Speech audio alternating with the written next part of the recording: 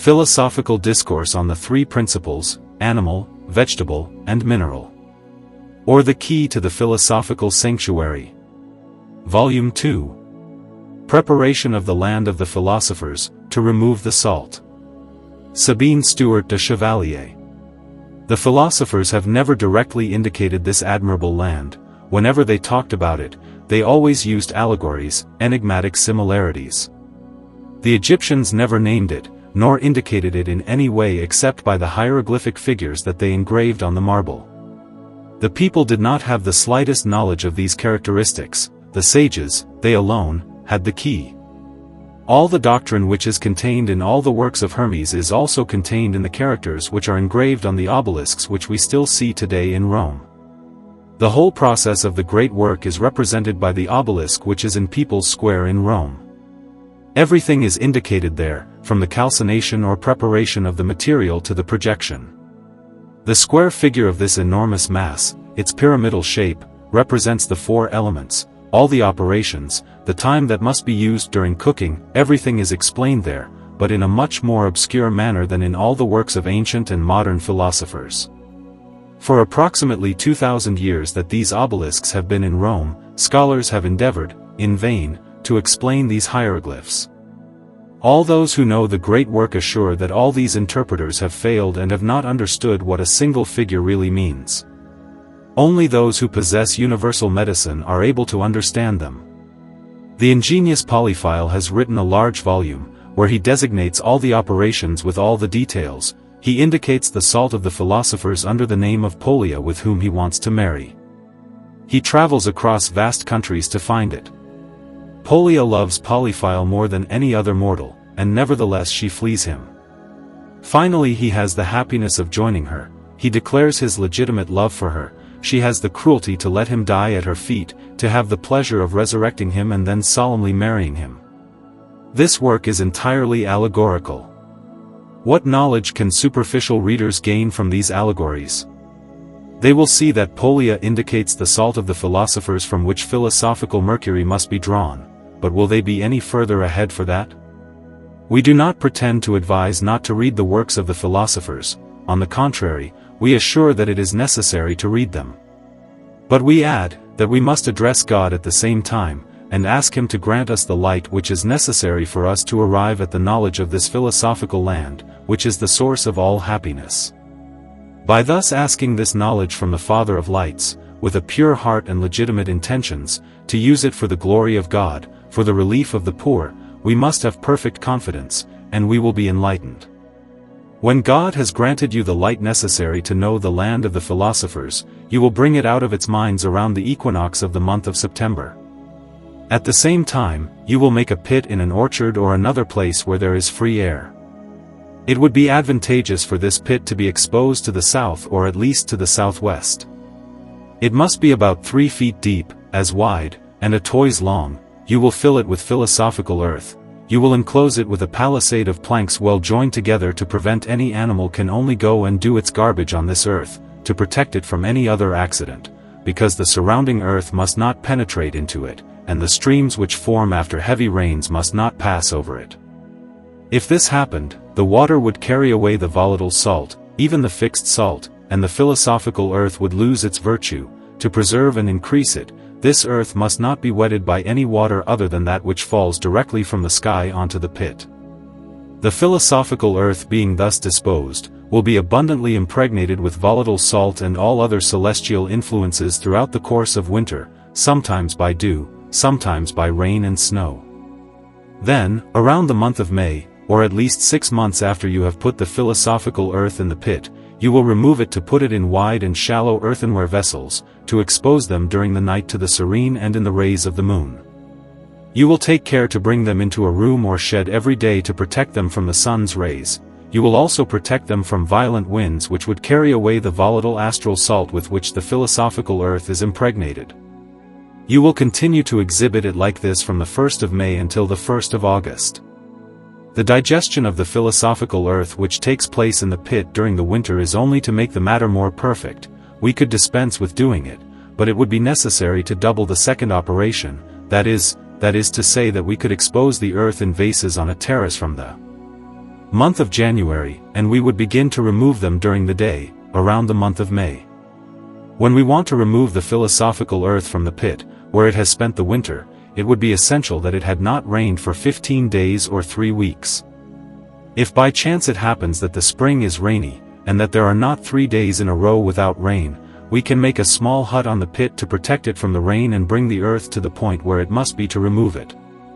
When extracting the philosophical earth from the pit, this earth must not be too dry or too glutinous. It must hold a happy medium between these 2 points, which contain the astral spirit. At this time, the water of the sun is enclosed in the philosophical earth, and the water of the moon will descend there in abundance by exposing it to the serene during the months of May, June and July. For then you will have the philosophical Azoth, or the land of the philosophers, well saturated with volatile astral salt, fixed central salt of the earth, and celestial balm, which perfumes all plants in the spring season. As you will not be able to work all this earth at the same time, to preserve it or, to put it better, to make it retain the precious things it contains, you will put it in stoneware pots which you will close very precisely, to prevent it from drying out. Then take a large glass retort and add enough of this precious earth to fill 2/3 of the vessel, because if you completely fill the retort, the powerful spirits, which are enclosed in the earth, having no space to circulate, it would infallibly break with an explosion. Then adapt a large container which must also be made of glass and well fought. A balloon a foot in diameter would be better. Place the retort on the sand, and distill with a slow fire at the beginning. You will gradually increase it until the sand is red, and you will see all the volatile salt sublimated and attached to the neck of the retort. You will gently loosen this volatile salt with a feather, and carefully close it in a bottle. Cohob the distilled liquor on the residence, close the vase with a blind capital, and put it in horse manure to ferment, circulate, resolve and digest the material for 6 weeks, at the end of which you will distill the liquor. Like the first time, you will be able still collect volatile salt, but in a smaller quantity than in the first operation. Add the distilled liquor again as above, close the vase and put it in horse manure for 6 weeks, at the end of which you will distill the spirit and rectify it up to 7 times, in a water bath, in a glass still. You will separate the phlegm, and bring up the part of fixed salt which has been volatilized. You will join the whole together, that is to say the fixed salt and the volatilized fixed salt. You will circulate it in a vaporous bain-marie for 8 days. You will then break the glass retort to remove the dead head which must be pounded in a mortar, and extract the fixed salt by leaching it with the phlegm that you separated by rectifying the spirit. We see, from what we have just said, that the philosophical earth contains everything that is necessary for it. This is why we must never add the slightest thing that is heterogeneous. If that happened, we would lose all the material. After having thoroughly leached the residue we have just talked about, you will filter the lye and evaporate it. You will find a fixed salt as white as snow at the bottom of the vase. You will rectify this salt by dissolving it in air and coagulating it several times. You will make it crystallize after the 20th dissolution and coagulation. Then reunite this crystalline salt with the rectified mind, observe the philosophical weights and proportions which consist in giving spirit to crystallized salt, as much as it can drink. An ounce of fixed salt ordinarily absorbs 10 ounces of rectified spirit. Put this mixture of rectified volatile spirits and fixed salt in a well-lit glass retort, and distill according to art, but be careful not to increase the fire too much at the beginning, because the spirits are powerful and burning, without being destructive, and the glass vase is very fragile. When all the spirits appear to have been distilled, you will increase the heat to distill until dryness. Then cohob the distilled liquor on the residence, and repeat this operation until the spirit is converted into a milky liquor, which will coagulate in cold and melt, like wax, in a gentle, smokeless heat. The spirits will be reduced to this point of perfection after the 7th distillation, but we must not forget that it is very essential to constantly cohere them on the same residue from which they came, to make the liquor more perfect. After this operation, you will have completed the first part of the magisterium, which is the most difficult. At this time you can flatter yourself of possessing the raw gold of the philosophers, the second part of the work is much less painful, because all the work consists of simple benign digestion, but if the work is not so difficult, it takes much longer. The liquor being well purged of all its earthly and heterogeneous impurities. By means of repeated distillations, dissolutions, digestions and rectifications, after having joined the fixed volatile part with the volatilized fixed part, all you have to do is gently circulate to convert all the material into universal tincture or true quintessence. You will put part of this liqueur in a philosophical vase, which you will close hermetically and which you will place in a vaporous bath, or in a bain-marie. You will observe that 2/3 of the vase must remain empty. Make a graduated fire to digest and circulate the material which will take all imaginable positions. It will rise and fall, dividing like volatile atoms, until there is a perfect union between them and they are all gathered at the bottom of the vase. Some time later you will see the matter appear like melted black pitch, and you will be surprised to see that something so purified can deposit so much dirt. You must rejoice when you see this darkness appear, because it will be followed by whiteness and perfect red. You will see many other intermediate colors appear, such as the peacock's tail after darkness, the iris after white, etc. As soon as you see the crow's head coming out, you will increase the fire by half a degree. When matter turns white you will have the opportunity to feast your eyes on the most beautiful things that are in the world. The leafy white earth will be strewn with an infinity of dazzling and artistically arranged white glitter. You will also see through the glass a large number of oriental pearls infinitely brighter than the natural ones. Having thus brought your medicine to the perfect white, you will have an elixir of which a grain radically cures all illnesses. And if we project it on imperfect metals, they are converted into silver better than that of a cup. At this time, you will increase the fire by 1 degree successively. This whiteness will change into a beautiful yellow tending to red, and when the matter is at the degree of perfection, it will be a perfect red. This is the accomplishment of the magisterium to cure all diseases of the human body and to convert all metals into perfect gold. What we do not explain here is not unknown to philosophers. We repeat again that it is necessary to know the earth or the azoth of the philosophers well before beginning the operation, and to facilitate the knowledge of this matter, we will relate a passage from Basil Valentine on this subject. This matter, says this philosopher, is an average substance between metal and mercury. It liquefies in fire like a metal. It is evident from what we have just said that the material from which the philosopher's stone is made is a metallic substance. This is why, when we do research, we must never leave the mineral kingdom, for he who wishes to reap wheat must sow wheat, and for the same reason, whoever wants to harvest gold or silver, must sow gold or silver. Philosophers have never determined the time needed to arrive at these fortunate islands. But we can assure you that it takes at least a year to carry out all the operations from the calcination of the material to the projection. When we say that it takes a year to carry out the operation, we suppose that it will be undertaken by an intelligent artist, because if one is not sure in all the works of the magisterium, one will not be any further advanced. Although one knows the subject perfectly, the accessories are also as essential to know as the matter, since several philosophers worked for 15 years with azoth, before being able to succeed, and thousands of good chemists worked for 30, 40, 50 and 60 years, and even until the end of their days, with the true and unique material of the philosopher's stone, without being able to derive the slightest advantage from it. This obviously proves that this science is a gift from God, and that we must ask Him for it with a pure and sincere heart, if we want to obtain it. Success depends on an infinity of things to which the artist must be attentive. He must know how to regulate the fire, according to the appearance of the crow's head, and all the other colors which all indicate and absolutely require a particular regime from which he must never deviate.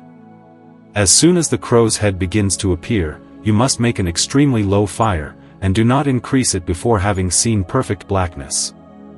At this time, we increase it by half a degree, where it must be left until the white has faded. Therefore, it must be increased again with great caution, and continued in this way until the end of the operation. There is no fear of cooking the dye, because the more it is cooked, the more perfect it will be, but it takes a lot of time to fix the volatile parts and return them to their natural state. If the fire is suddenly increased, the material which is a true metallic quintessence softens, the spirits become agitated and cause the vase to break, the shards of which can kill the artist, who can also be poisoned by the smell of the material, especially if it happened during putrefaction. All philosophers agree that the material of their stone or their raw azoth, leaving the mine, is a deadly poison, which has caused many people to die. This same material is even more venomous when it has passed through fire, where it develops its poison, which, instead of losing something of its bad quality, becomes much more powerful. The philosophers have sufficiently warned us of this, by comparing the matter of stone, when it is in putrefaction, to the venom of the viper. After such advice, the prudent artist must never enter his laboratory, without being equipped with a counter-poison, in the event of an accident. When the philosophers said that the second part of the operation of the stone was the work of women and the play of children, they spoke the truth. But with all this, you always need an intelligent, diligent artist who has a lot of patience, because we must not ignore the rules of art for governing fire, on which the success of the operation depends for the greatest part. I think we would do very well to wet the coals before throwing them into the furnace. This cannot fail to produce a very good effect, because if we do not wet the coals, at least in part, they suddenly light up, and cause a sudden increase in heat, which almost always causes the vessels, which can only be made of fragile glass, to break. Faber says that he prefers wet to dry digestion, and that it is better to do the circulation in a water bath than on sand or ashes. I knew a philosopher who, after having put the material in the philosophical egg, placed it in a wooden vase which he arranged on a tripod in a very high copper still.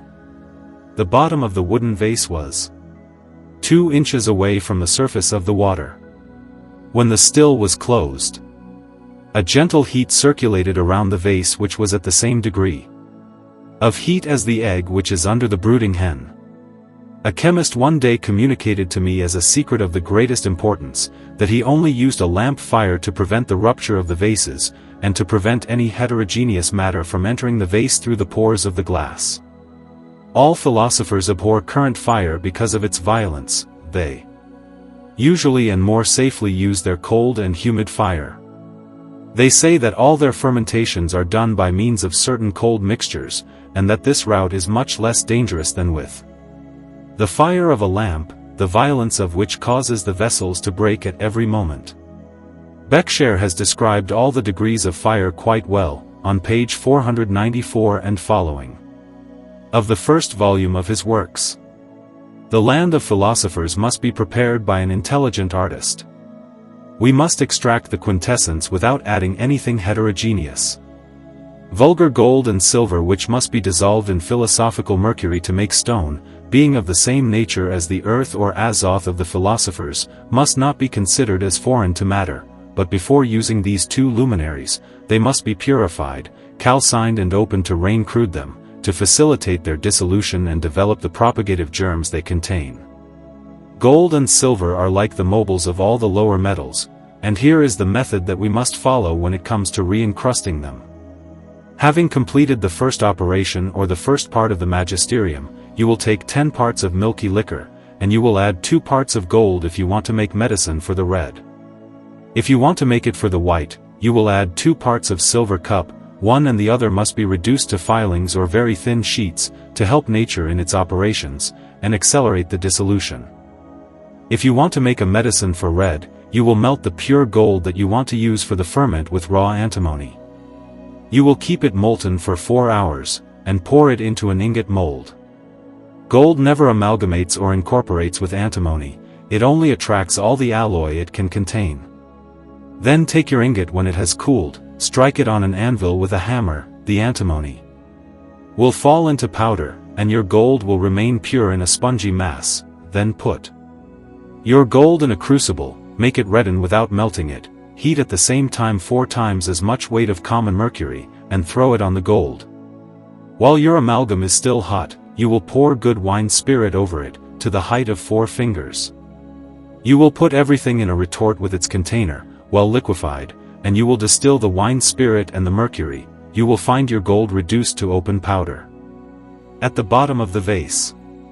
This powder is ready to dissolve and incorporate itself into philosophical mercury, to make universal medicine. But I would prefer the gold sand of the East Indies, because it is volatile and contains a natural sulfur which is infinitely more ready to be incorporated than gold purified by antimony, with which it is very difficult to succeed.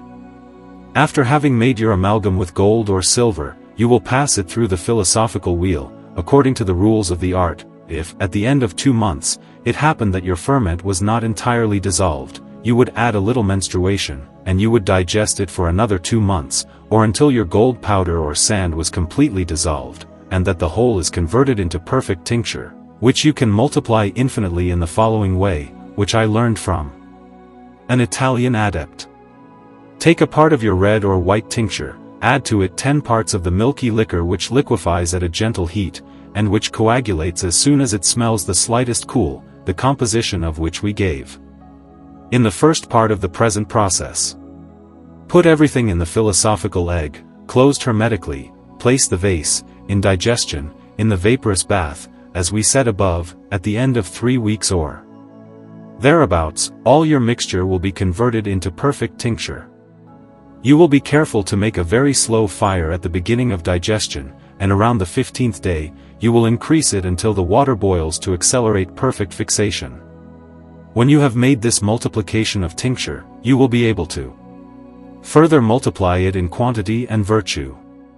You can repeat this operation several times, each time adding 10 parts of the milky liquor for 1 part of the tincture. By repeating the insuration several times in this way, you will bring your tincture to a degree of perfection that it is not possible to express, because it has the virtue of converting all imperfect bodies into gold or silver, according to its specification, but this advantage is only smoke in comparison with the other virtues it contains, because it radically heals, as if by a miracle, all illnesses. The white tincture is also an excellent medicine, but the red one has much more virtue. It is taken in smaller doses than the white one, and more rarely, but if it is to cure a serious illness, we take 2 days each, for 12 days, and we find ourselves radically cured. If we use this admirable tincture for the conversion of imperfect metals into gold or silver, 1 grain is enough to convert several ounces, provided that this same tincture has been subjected to the operation of conjunction and fixation, and provided that the imperfect metals, which we want to transmute, are in fusion. This same dye is also used to convert raw stones, as well as ordinary crystals, into precious stones, rubies, and topaz. It quickly draws the dye from coral, from gold and silver, from pearls, from antimony, which no other liquor can do except in a very imperfect way. If we dissolve white dye, or red, in rainwater, to water the trees, the plants, the flowers will appear promptly, the fruits will be early, and will have an admirable balsamic taste, the old trees will resume new growth, and will sprout a large quantity of vigorous shoots. In a word, it is the universal remedy which generally cures all creatures of all diseases to which they are subject. It restores the radical humidity and the natural heat extinguished by the corruption of the mass of blood that it renews. It revives all the spirits, brings a balm to the blood, restoring the circulation interrupted by the obstruction of the viscera and glands. All these wonders take place in the human body, by means of a natural heat analogous to nature, which immediately takes over all these functions. Universal medicine acts in the human body, in the same way as the sun acts on dew or rainwater, where it concentrates the aerial atoms which preserve all beings in their natural vigor, fertilizes them, nourishes them, as makes universal medicine, which, by God's permission, prolongs the life of man, restores youth. It is a celestial medicine, says Basil Valentine, which strikes and heals. It is the arbiter of life and death, which God created in favor of men who wish to deserve it, by conforming to the morality of the gospel. The marvelous effects that this medicine produces are not contrary to what we read in chapter 14 of the book of Job, where it is said, that God put an end to the life of man. It is certain that he who does not have the happiness of possessing this divine medicine will die according to the ordinary course of nature, but the one to whom God has granted this precious treasure must be accepted from the general rule, because nothing happens except by the permission of God, who has attached a miraculous virtue to this celestial medicine. There is no doubt that God knows the kind of death we must die, and that it is not possible to delay it without his permission, but we can use secondary causes and avoid excesses. God can, if he judges it appropriate, grant a triple lifespan to a man, or cause him to live as long as he keeps his body in a state of life, because he received from the Creator the free will to behave as he wishes in the world, reserving moreover, for the other life, to reward or punish him according to his works.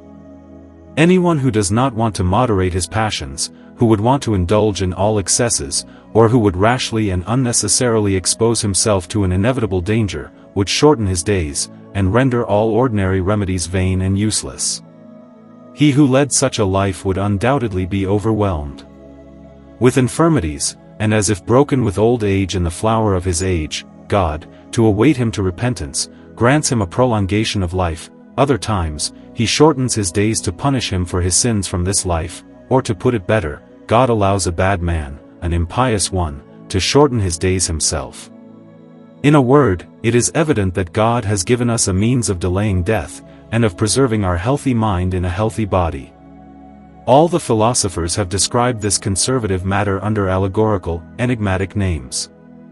And if they have given it to be sniffed out, it is only at the end of the operation, or in the second order. Several chemists have looked for this tincture in a subject where it was very distant, and even in a fixed body from which it was not possible to extract it. Or they did not have the real means of extracting it, or finally God allowed them to miss the operation because he saw, by his omnipotence, that they would make a damnable use of it.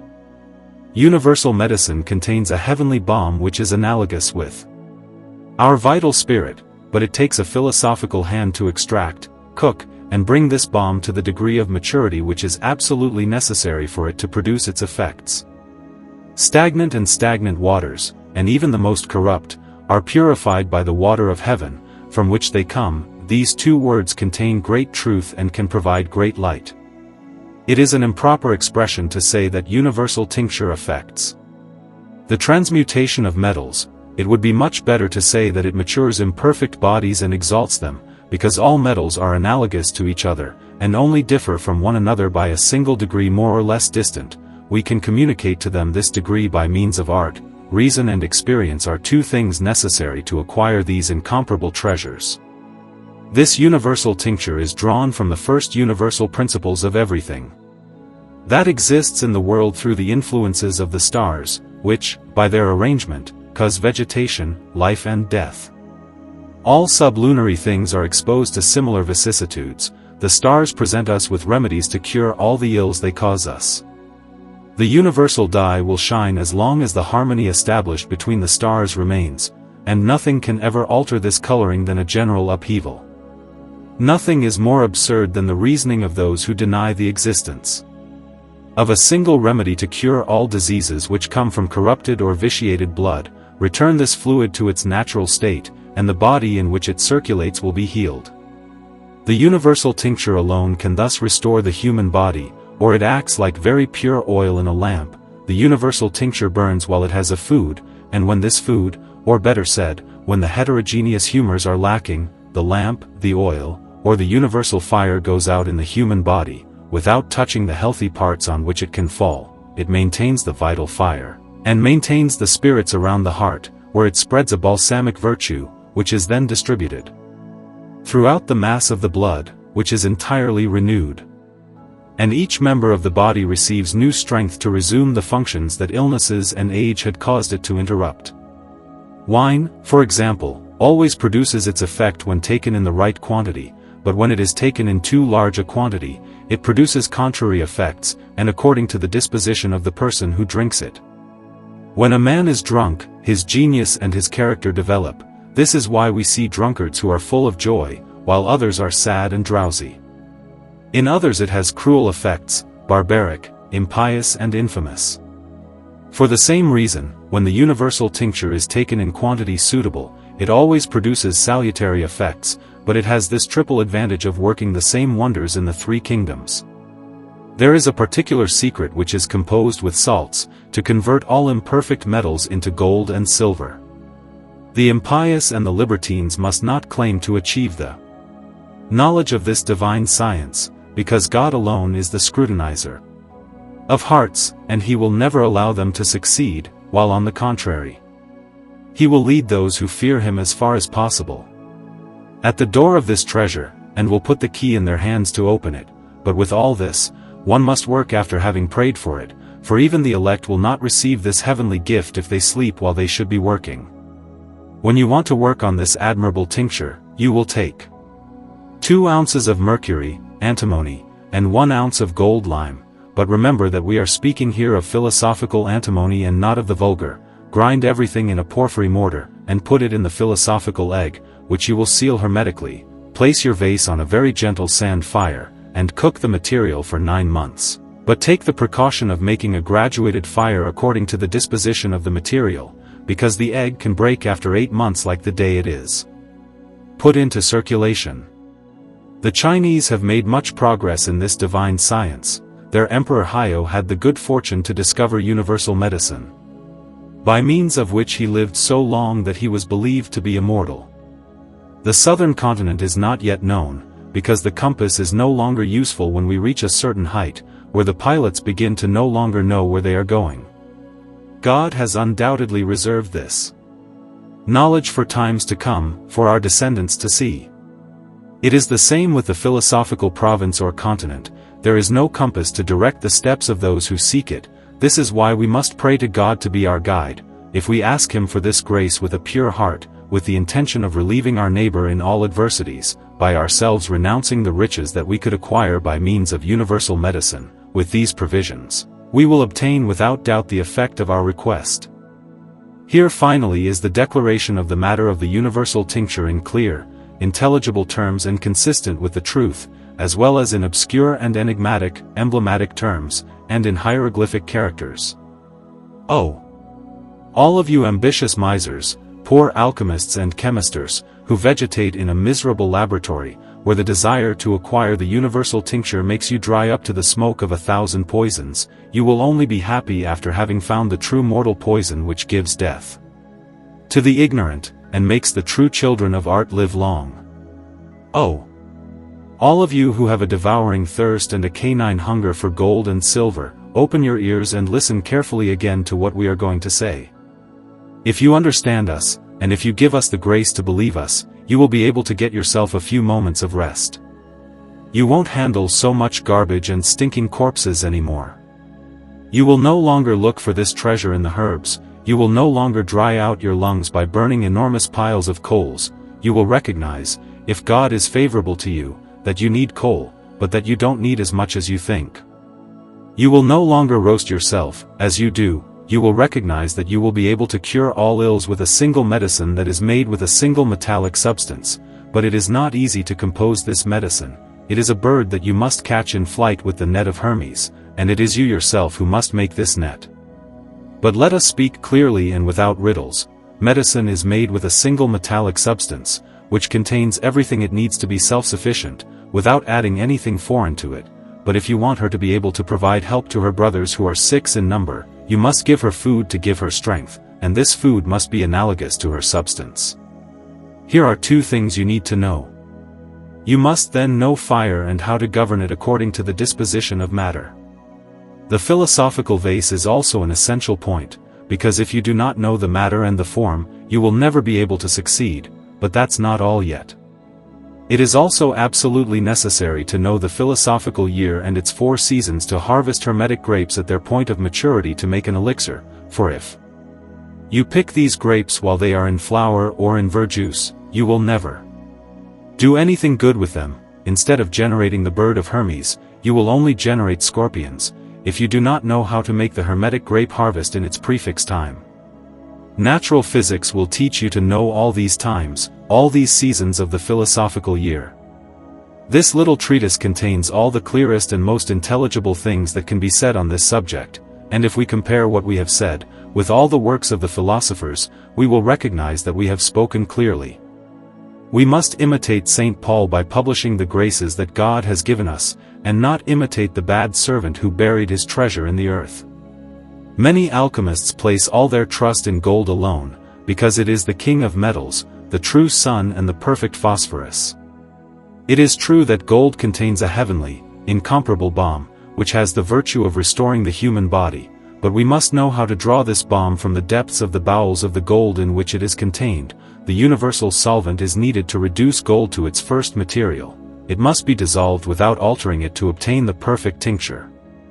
Other chemists burn their brains out by working with common mercury, which they amalgamate with things that cannot be named without making one's hair stand on end. After having spent several years in useless and criminal research, they pounced on copper, iron, tin, lead, orpiment, talc, niter salt, ammonia salt, alum, etc., magnet, arsenic, sublimated mercury and calamine stone.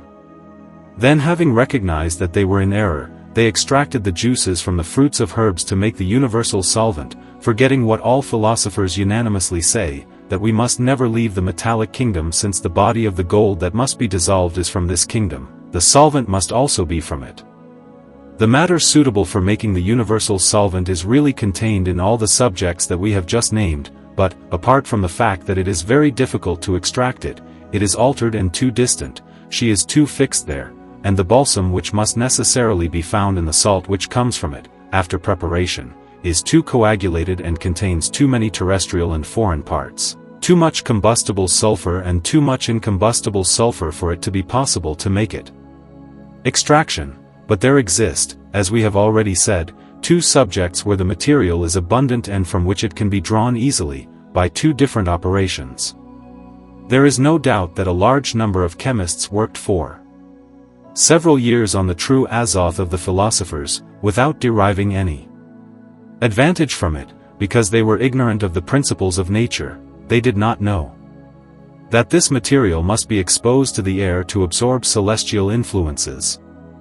There are several particular processes in the composition of which the menstruum or universal solvent of which we have just spoken does not enter, but these particular secrets can only cure a certain number of diseases and perfect metals without completely transmuting them, for it is certain that copper can be exalted to the degree of silver without having universal medicine. This particular really exists and can make the one who possesses it opulent.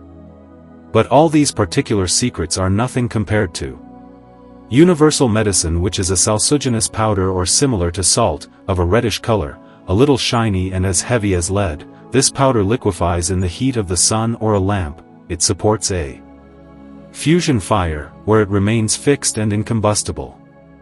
Universal medicine only has all these qualities because it comes from a substance that is incombustible in itself.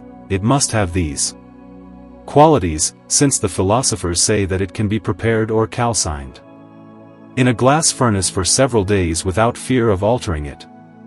Because nothing is burned or destroyed except the coarse, earthy, superfluous and harmful parts, which must necessarily be separated by means of fire. If we grind the salsuginous material or the azoth of the philosophers with the dew of the month of May, and put the amalgam in a glass retort, on a sand fire, we will see, in the course of one day, several admirable metamorphoses. The mixture will first become a brown color, then yellow, greenish, a beautiful celestial blue and transparent like crystal. All these colors appear successively from morning to evening, and we notice noticeable variations from 1/4 of an hour to another, because all the elements are brought together by the vapors of salt, sulfur and mercury. This happens by an admirable combination that only God knows perfectly. It is a miracle to see that a single substance has three virtues and three different properties. The spirit and the universal soul are therefore contained in the salt of the earth, fomented by the stars which produce gold, mercury, balsam, the quintessence of the elements. It is therefore in this salt that we must seek universal medicine, but we must separate the spirit from this salt and rejoin it with its body, by means of which it acts and in which it operates at the same time to conduct its operations at a favorable term. We will surely succeed if we have the good fortune to concentrate and impregnate this true nectar of Jupiter with golden sulfur, pure, or of a philosophical sulfur, but we must be diligent to quickly seize the hermetic bird when it still has only one wing, because if we wait until it has all its feathers, it will fly away, and we will never be able to catch him to lock him in the philosophical cage. Philosophers have never described the place which must contain the ferment in the matrix of the universal tincture. They were as reserved on this subject as when they indicated the true matter under an infinity of supposed names and shrouded in enigma. It is obvious that all metallic bodies arise from this first universal being, which circulates the seed in all matrices, and after the astral influences have caused this substance to ferment, the metals are formed and take their growth. It is the same with vegetables, plants, wheat, for example, because it will be useless to expose the seed of any plant to the rays of the sun and the moon, to the influences of the stars, if it is not deposited in its matrix, which is the earth, where it must be placed to receive astral influences. It will never germinate, because the fixed salt which only exists in the earth is the true agent which develops the fermentation necessary for all kinds of generation. Beckshare says, that the vivifying spirit of the fixed salt of the earth dwells in the air, that it is he who agitates the flowers, who makes them ferment and produces all the colors that we see in the world, in the three kingdoms. It is this same spirit which cures all illnesses, which entirely renews the mass of the blood by separating from it all harmful humors. It penetrates to the center of the earth to mature and dye all the metals in the mines at the same time. The substance most essential to our existence is found in this matter. We live as long as we can take this food, and we die as soon as we are deprived of it. This spirit only appears in the form of an aerial volatile salt, which is a perfect substance which preserves all beings. This salt is contained in all beings, but it is contained there, and they must be calcined to remove it and make it appear. Although this celestial spirit is spread throughout the universe, in every place, we must not believe that we can take it everywhere, because the earth alone is its natural matrix. It is in the earth that it imbues itself with all the elementary virtues. When we have extracted this salt by means of a suitable calcination, we must give it a place to contain it, because it is extremely fugitive and volatile. Without this place, it would not be possible to make it undergo the necessary operations to develop the virtues it contains. An intelligent plowman would soon know the land which contains this salt, if he would take the trouble to examine the productions of nature, for the earth of which we speak spreads abundance wherever it is used.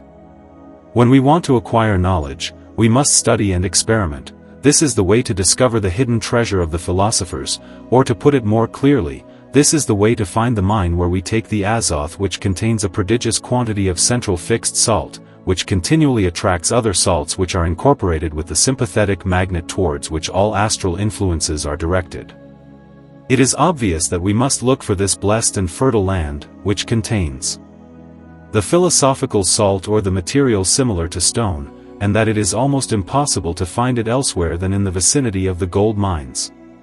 In Hungary, in Transylvania and Nuremberg, in Tokai and elsewhere. Provided there are abundant gold mines or not. This earth is yellowish, because it is impregnated with the volatile sulfur of gold, or gold which is entirely volatile.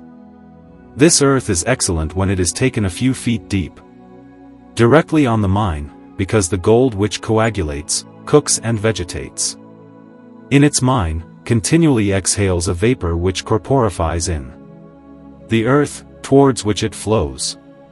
Directs by the expulsion of the central fire of the mine, it is attracted by a magnetic virtue, moreover, towards the surface of the earth.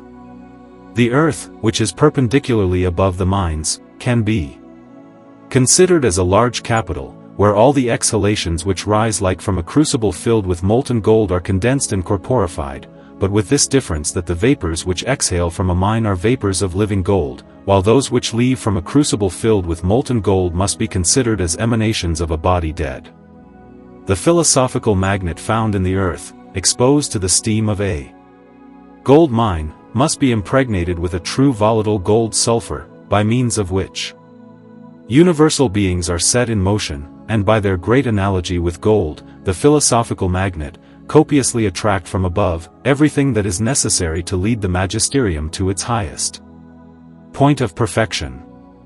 If we carry out the operation with this Hungarian earth or earth of gold, or impregnated with effluvia of gold by means of a suitable spirit.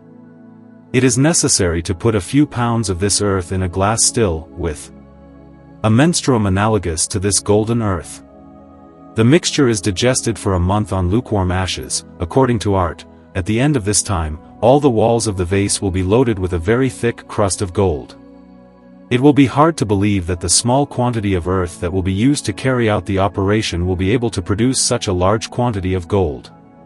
From such experience, it is obvious that it would be much more convenient and more advantageous to look for the material of universal medicine in the earth around the gold mines, or near the rivers which flow with flakes of this precious metal, than anywhere else.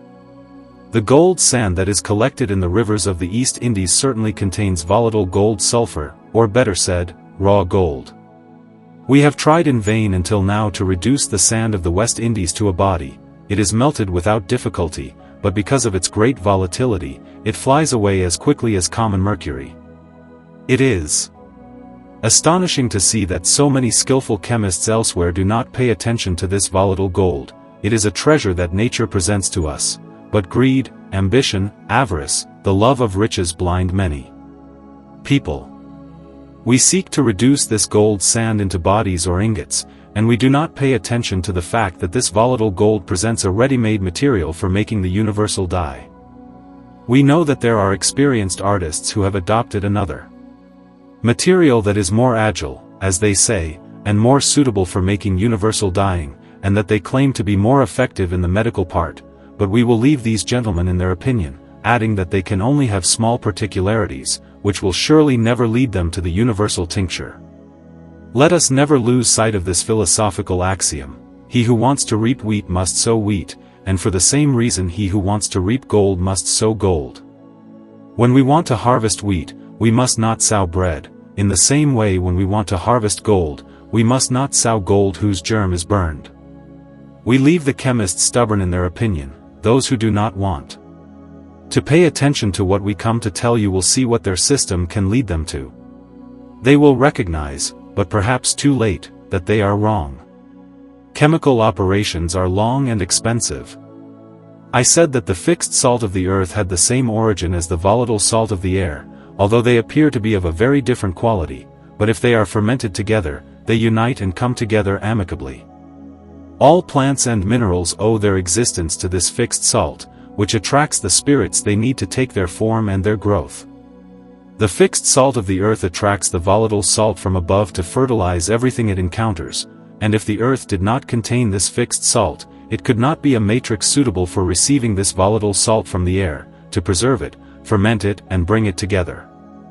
These two things are only one, because, as we said above, they were only one in the beginning. They come from the same principle, and they are of the same nature. This is why they must come together. The volatile becomes fixed, and the fixed becomes volatile, and they render this mutual assistance to each other by means of universal magnetism and by the great sympathy which is between them. The material of the universal dye has just been named by its own name, as well as the season, the favorable time for carrying out the operation. Philosophers have covered these two essential points with great care, and to better succeed, they have used allegories, enigmas, and an infinity of foreign names. This is the material for the universal dye and the way to prepare it. Until now people have only tried to hide what I have just written openly. These wild names that the philosophers have used, have led a crowd of misers and voluptuous people into a labyrinth from which they will never emerge. God allowed them to deceive themselves in this way, because they only sought this treasure to satisfy their wanton desires. We have just spoken clearly, but those who do not have legitimate views will never derive the slightest advantage from it. The essential point of the operation depends on the fermentation of the volatile aerial salt with the fixed salt of the earth, to join them amicably and legitimately together. If all those who have worked on this matter have not succeeded, it has been their fault rather than that of the philosophers, who wrote. If those who wandered had taken the trouble to think, they would have known how to avoid the precipices into which they fell. The majority of chemists limit themselves to knowledge of the three generic names of salt, sulfur, and mercury, and they believe they know everything. When they have these three words engraved in their memory, It is quite certain that these three minerals exercise a continuous and absolute empire in the three kingdoms where they direct and bring together all the astral influences, but we must know when, how, and to what end these wonders take place. We can make excellent medicines with gold, silver, lead, common mercury, vitriol and several other similar bodies, which truly contain the material of universal medicine, but it is very difficult to purify it, because it is enveloped in coarse and heterogeneous materials which are capable of causing the operation to fail. We do not claim to say that it is impossible to make a universal medicine to convert imperfect metals into real gold or silver with the fixed bodies that we have just named. We only want to say that it is very difficult, and we can assure that out of 100 who work on these matters, there will barely be 2 who will succeed in extracting universal medicine from it. Several people have failed because they did not know how to give sufficient time to the operation. We commonly think that we can begin and complete the great work in 6 weeks or 2 months. This happens because the philosophers said that it was women's work and children's play. They used these expressions to lead the ignorant and the impious into error. The second part of the operation may well be regarded as child's play, but it is not the same for the preliminary operations, which include calcination, dissolution, coagulation, sublimation, circulation and digestion. All these operations are done with a graduated fire. And I can assure that the majority of those who did not succeed, had this misfortune, for lack of having known how to direct their fire in each operation, because if we make a slow fire where we need a fire of fusion, the matter, instead of being opened, will only be touched upon, and can never be rid of the terrestrial parts under which the quintessence is hidden. This quintessence is not yet able to accomplish the magisterium whose success absolutely depends on volatilization and fixation. All these operations are very long and very boring. It is certain that an adept, who knows all the operations thoroughly, could shorten the work, but he who has had the good fortune to know the matter and who has not yet done the work, must not deviate from the common path. He must be patient and work, because God only grants this celestial gift as a reward for virtue and work. It would be very unwise to begin the operation before knowing perfectly the nature of the volatile salt of the air and that of the fixed salt of the earth. It is no less essential to know the method that must be followed throughout the entire course of the operation. If we want to acquire a perfect knowledge of these two things, we must not limit ourselves to reading modern philosophers, we must read what we call the fables of ancient profane authors. This expression will never come from the mouth of a true philosopher who knows the marvelous things that the Greeks and Egyptians have described under hieroglyphics, fictions and allegories, to hide them from the knowledge of the impious, the ignorant vulgar, do not understanding nothing in the Metamorphoses of Ovid, in the Theogony of Hesiod, and other similar works, boldly pronounces that they are fables which have no common sense, because he attaches himself to the words, without giving himself worth thinking about. I agree that Hesiod's expression seems fabulous when he says that Thetis is the daughter of heaven, and that Hypericon begot the sun and the moon. The sun heats water which ignites sulfur, and the result is mercury, which is the principle of gold. So when we read the works of philosophers, both ancient and modern, we must have patience and not stop at the first sentence. If one encounters obscurity or ridicule in appearance, one should never be put off. One sentence explains another, and this explanation will sometimes only come in a place where you least expect it, but under the enigma. Hesiod not only said that Thetis was the daughter of heaven, he added that she was the mother of the sun, which is the father of all metals. This word Thetis means sulfur, which is converted into mercury, and this mercury is metallized by means of a slow fire which is found in mines in the bowels of the earth. This is unequivocal proof that the fables of the ancients are truly philosophical works, which, under emblems, contain the mysteries of nature. Tubalion, cham, chamia, chamia, all these words mean chemistry. The expression so often repeated in all the works of philosophers. Nature rejoices with nature, nature restrains nature, nature triumphs over nature. This expression, I say, comes from Egypt. This means that nature is the mother of chemistry, and that she presides over all its operations. Moses had learned all the sciences from the Egyptians, which is why the priests said that he was a second Hermes, seeing him explaining all the hieroglyphs. Adam received from God himself the principles of all sciences. Adam instructed Noah, he instructed Seth, whose descendants communicated the same knowledge to Abraham. Abraham taught the Chaldeans, the Chaldeans instructed the Egyptians, and the Egyptians instructed Moses. Canaan means ancient Hermes and nothing else. Misraim was brother of Ham.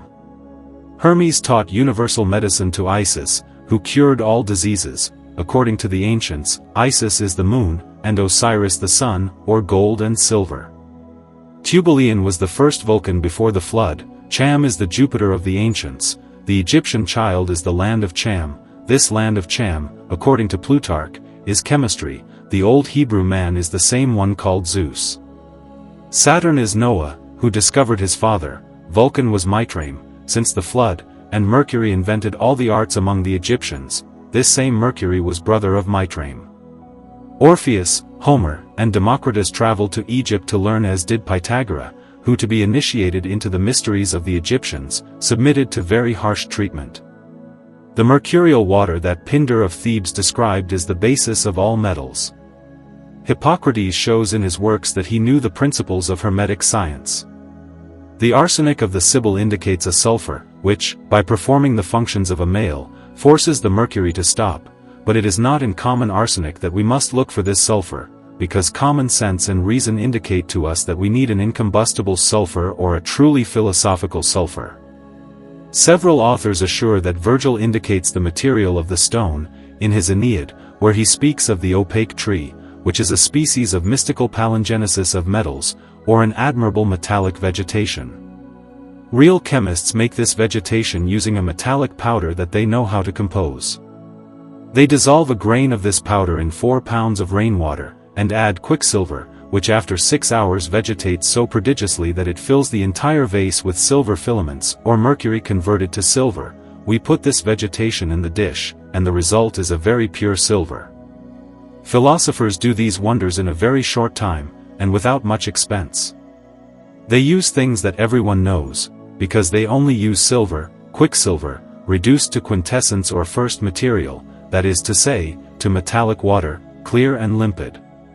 Iron mixed with copper in mining indicates the greatest mystery of chemistry. If we wanted to take the trouble to examine this mixture, we would soon be able to make vegetations of mercury and silver, and something more advantageous, because he who knows how to make a real vegetation, is not unaware of the way to make malleable glass any more than precious stones. Silver horns are made with contrary acidic spirits, which develop the silver tincture. These horns are shiny, malleable, and fuse in the fire of a lamp. You can make a malleable salt with ammonia salt, which you dissolve several times in rainwater or dew. It crystallizes to the point of filling the entire surface of the vase in which the operation is carried out. Antimony glass, which is the lead of the philosophers, has a great fixative virtue, and he who will work this glass until it is reduced to the point of perfection of which it is susceptible, will work wonders with all metals, which are of the class of this mineral. Nature makes malleable glass every day with the martial vitriol, plaster and talc of Muscovy, which is a natural glass of the greatest beauty. There is a reddish, sandy and spongy earth in the vicinity of Arcueil, near Paris, which is an interesting object for chemists, because if we expose this earth in vessels of glazed earth, to astral influences, that is to say, to rain, to snow, to the rays of the sun and the moon, and we wash it after 2 months, we get some excellent vitriol, and if we expose it again to the air, it will successively give every month, lead, tin, iron, copper, silver and gold, if we shows the months of July and August. A somewhat experienced chemist will easily recognize that this earth is not metallic, but that it contains a fixed metallic and magnetic salt, which attracts from the air everything that can be extracted from it after having exposed it to astral influences for a suitable time. All the earth of Egypt is nitrous, and that is why it was called the earth of Cham, of Chamia, or earth suitable for being used in chemistry. An excellent tincture can be made with saffron from the Levant, using wine spirits. This tincture is an excellent remedy for healing wounds and many illnesses. The saffron feces are reduced to a solid mass at the bottom of the still after The extraction of the tincture, which can be volatilized and made much more perfect by means of this residence. Philolethes assures that all metals are formed of the same material, which is mercury, by means of which nature performs all its functions. The clearest proof that all metals come from mercury is that all metals can be reduced to mercury. We can naturally convert mercury into lead and lead into mercury. By means of art, lead is converted into iron, iron into copper. If we cook copper, we will put it among the perfect metals. We can also easily convert antimony into precious mercury, which is very likely to take the form of a perfect metal. Antimony mercury is more precious than gold in vulgar chemistry, because it cannot be dissolved without the philosophical rules that apothecaries or vulgar chemists do not know. Antimonial mercury, on the contrary, dissolves easily, and it provides many means for arriving at important discoveries, because, if we mix it with the mercury of other metals, and cook them together, mercury being the link of that of the other metals, obliges them to join with it. This is the basis of Hermetic philosophy. Philosophers know an average substance between metals and minerals. This substance is the raw material of metals, and those who have the good fortune to know it do not need to re-encrude them to have virgin mercury. This matter extends in the mines through the pores of the earth to form all metallic bodies, but a link is required to hold it, that is to say, it is not possible to convert it into an elixir without adding a ferment of gold or silver. Quicksilver or common mercury has an infinite number of properties. It can be made to take the form of all metals, without excluding gold and silver. Sendivogius calls it his steel, because it is the key and the principle of Hermetic philosophy. Philolethes says that the stone of the sages is gold digested to the highest degree, and circulated in igneous essence, which is of the greatest penetration. The same author adds that it is a dead body which dyes silver to infinity. Can this dead body be anything other than gold put to death and putrefied, and then spiritualized? But the gold must first be dissolved in a mercury which is of the nature of gold, otherwise it would never germinate? Because this mercury is like soil in which gold must necessarily be sown to make it bear fruit. Philosophers only admit three elements, which are air, water and earth, because they only recognize the common fire, as it exists in our homes.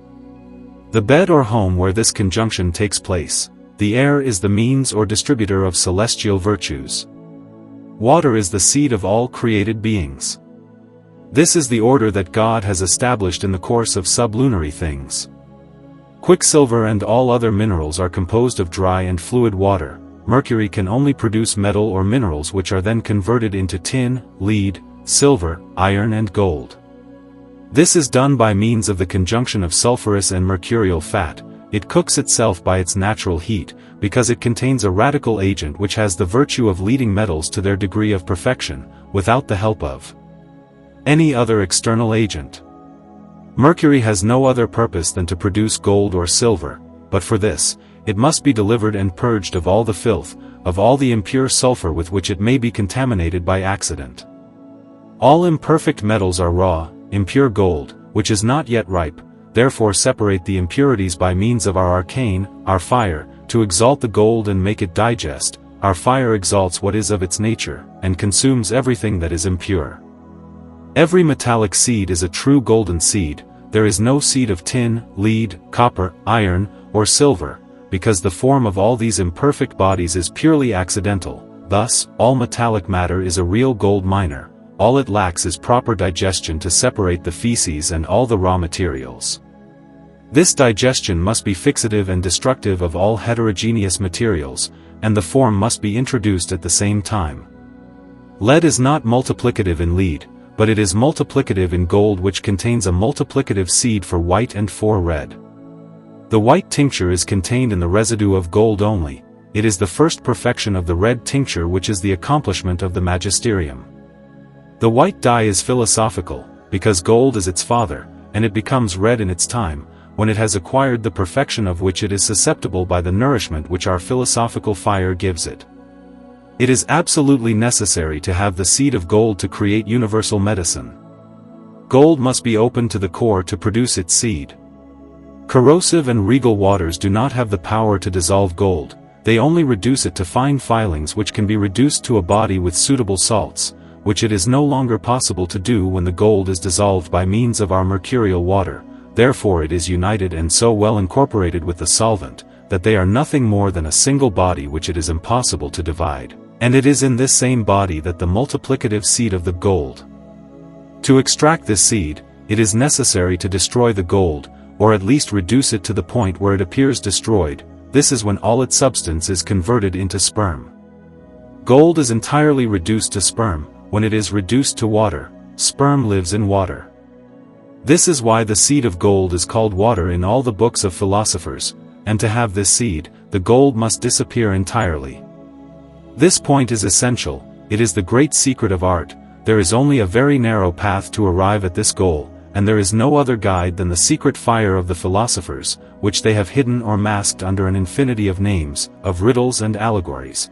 Basil Valentine calls it balm, urine, dew of the month of May, poisonous dragon, sieve, marble, theriac, talc, niter salt, and Roman vitriol. These are the names that the philosophers have given to their menstruation, which is a royal diadem, without which it is not possible to draw sperm from the solar body or from gold. This sperm must appear in a mercurial form to exalt it into quintessence, which is first white, and which then becomes red by cooking with a continuous fire. All this is done by means of a homogeneous and mercurial agent, penetrating and pure, crystalline without being diaphanous, liquid without being humid. Such is the mercury of the philosophers as to the exterior, but internally, it is a being full of life which is the soul of gold or the pure quintessence of this metal. The sophists who think that with common mercury alone, without the addition of any foreign matter, this quintessence can be extracted, are in a very gross error. When they reduce the quicksilver to melting gum, by gentle heat, they believed they had found the phoenix. They expose it to the sun to attract astral influences. This mercurial gum, if well prepared, can dissolve in the sun, for then, the poor sophist rejoices. He considers himself the possessor of the stone of the sages. He had plans made to build castles. He promises fortunes, treasures to his friends. He is committed to providing them with a long life. Then he stocks up on calcined gold which he dissolves in aqua regia, to facilitate nature in what he says. He precipitates the solution with oil of tartar, and causes it to evaporate. The gold is reduced to an impalpable powder, which soon disappears after it has been put into the solution of mercurial gum. I agree that gold is incorporated in some way, and that the result is an amalgam which copper gilders could use, but which is in no way suitable for philosophical work. The poor sophist believes that his gold is radically dissolved. He prides himself on having extracted its quintessence, and nothing is capable of persuading him otherwise. He wants to continue his operations as vain as they are ridiculous. Believing he possesses everything necessary for the magisterium, he encloses this material, thus prepared, in the philosophical egg, to bring it to perfection. I knew a person who followed this walk from point to point, as I have just described it. This same person was so stubborn and so biased in favor of his process that she cooked this composition for 10 years, without interruption. I saw the furnace of this poor sophist, who died in pain. This oven was so large that I counted up to 12 philosophical eggs in it. The mere sight of so many vases clearly proves that the chemist who directed them did not have the slightest idea of the multiplicative virtue of stone. True chemists know well what is lacking in common mercury to make it philosophical mercury. The sophists do nothing other than wash it, sublimate it, spiritualize it and cook it. They think that after having made it lose its natural form, it must take that of the mercury of the philosophers. We have already said that all metals come from the same source and all have the same material principles, which is mercury. This is why it appears that common mercury is the metallic material most analogous to all metals, and that it alone, with pure gold, should suffice for the composition of the stone.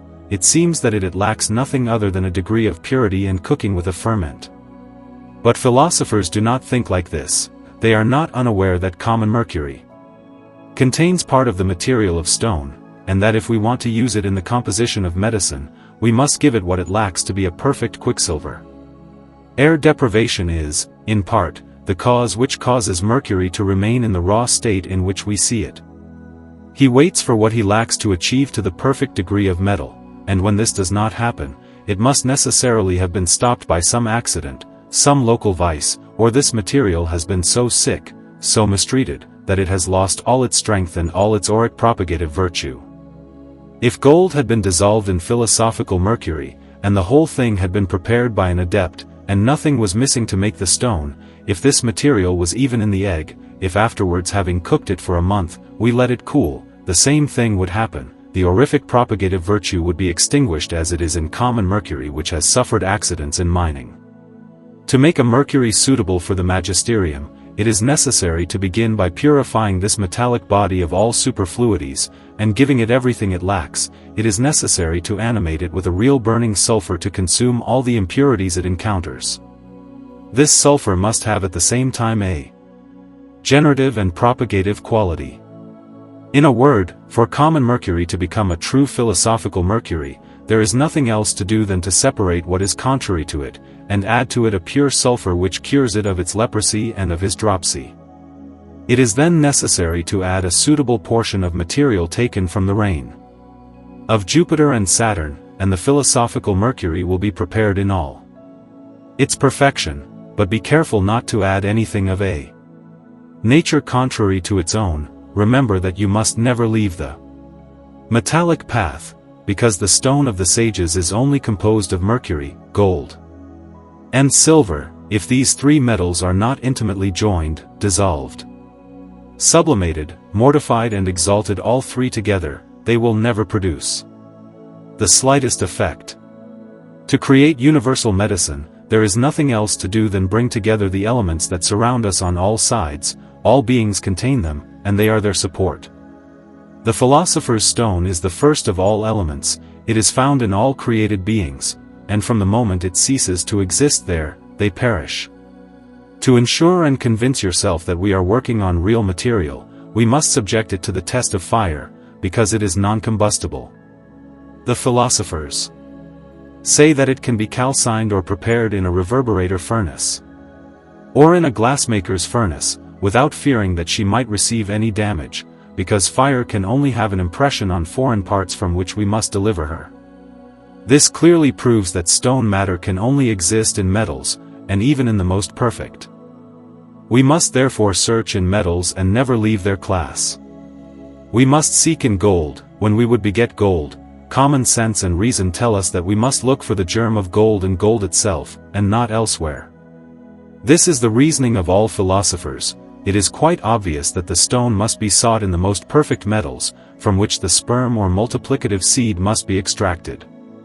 To succeed in this operation, it is necessary to destroy the metallic form or the accidental form, but we must preserve the metallic species which resides in the mind. It is therefore necessary to change the external form of gold, and reduce it to water, because the spirit of gold is preserved in water, and this water thickens. For the second time, after putrefaction, it takes a new form of gold, such as it had before.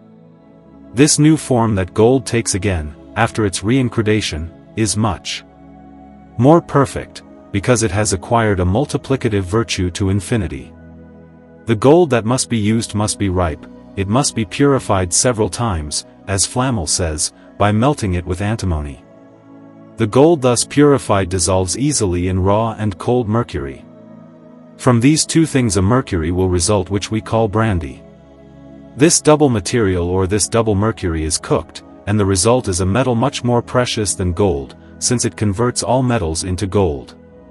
This is the true composition of universal medicine. Convert vulgar mercury into philosophical mercury, convert vulgar gold into philosophical gold, that is to say, rain crust these two metals, mix the solutions without adding anything, cook them for a suitable time, and you will have the incombustible elixir. If you have the secret of the external fire that you must use, you will be able to observe a revolution in the matter every day until the humidity is completely dried up by the calcination. The philosophical smoke is hidden in the philosophical egg, which must be heated with moderate heat, for if it were too strong, the whole work would perish. If it were too weak, the work would likewise perish. The great secret of the philosophers consists in the knowledge of the degrees of fire, for there is only one degree suitable for the magisterium. The philosophers have dwelt at great length on this subject, but it is impossible to grant them. A large number of good artists, who had the real material in hand, have failed because they ignored the degrees of external fire. Philosophical mercury is what is called the fountain or bath, where the king bathes. Nothing should be added except gold reduced to filings. Nicholas Flamel says that philosophical mercury exudes an unbearable stench, and that it makes itself quite known by its smell. When you have this material, cook it as we have just said, make a secret conjunction in which the hands have no part, and of two things you will only be left with one, but infinitely more perfect than those you will have used.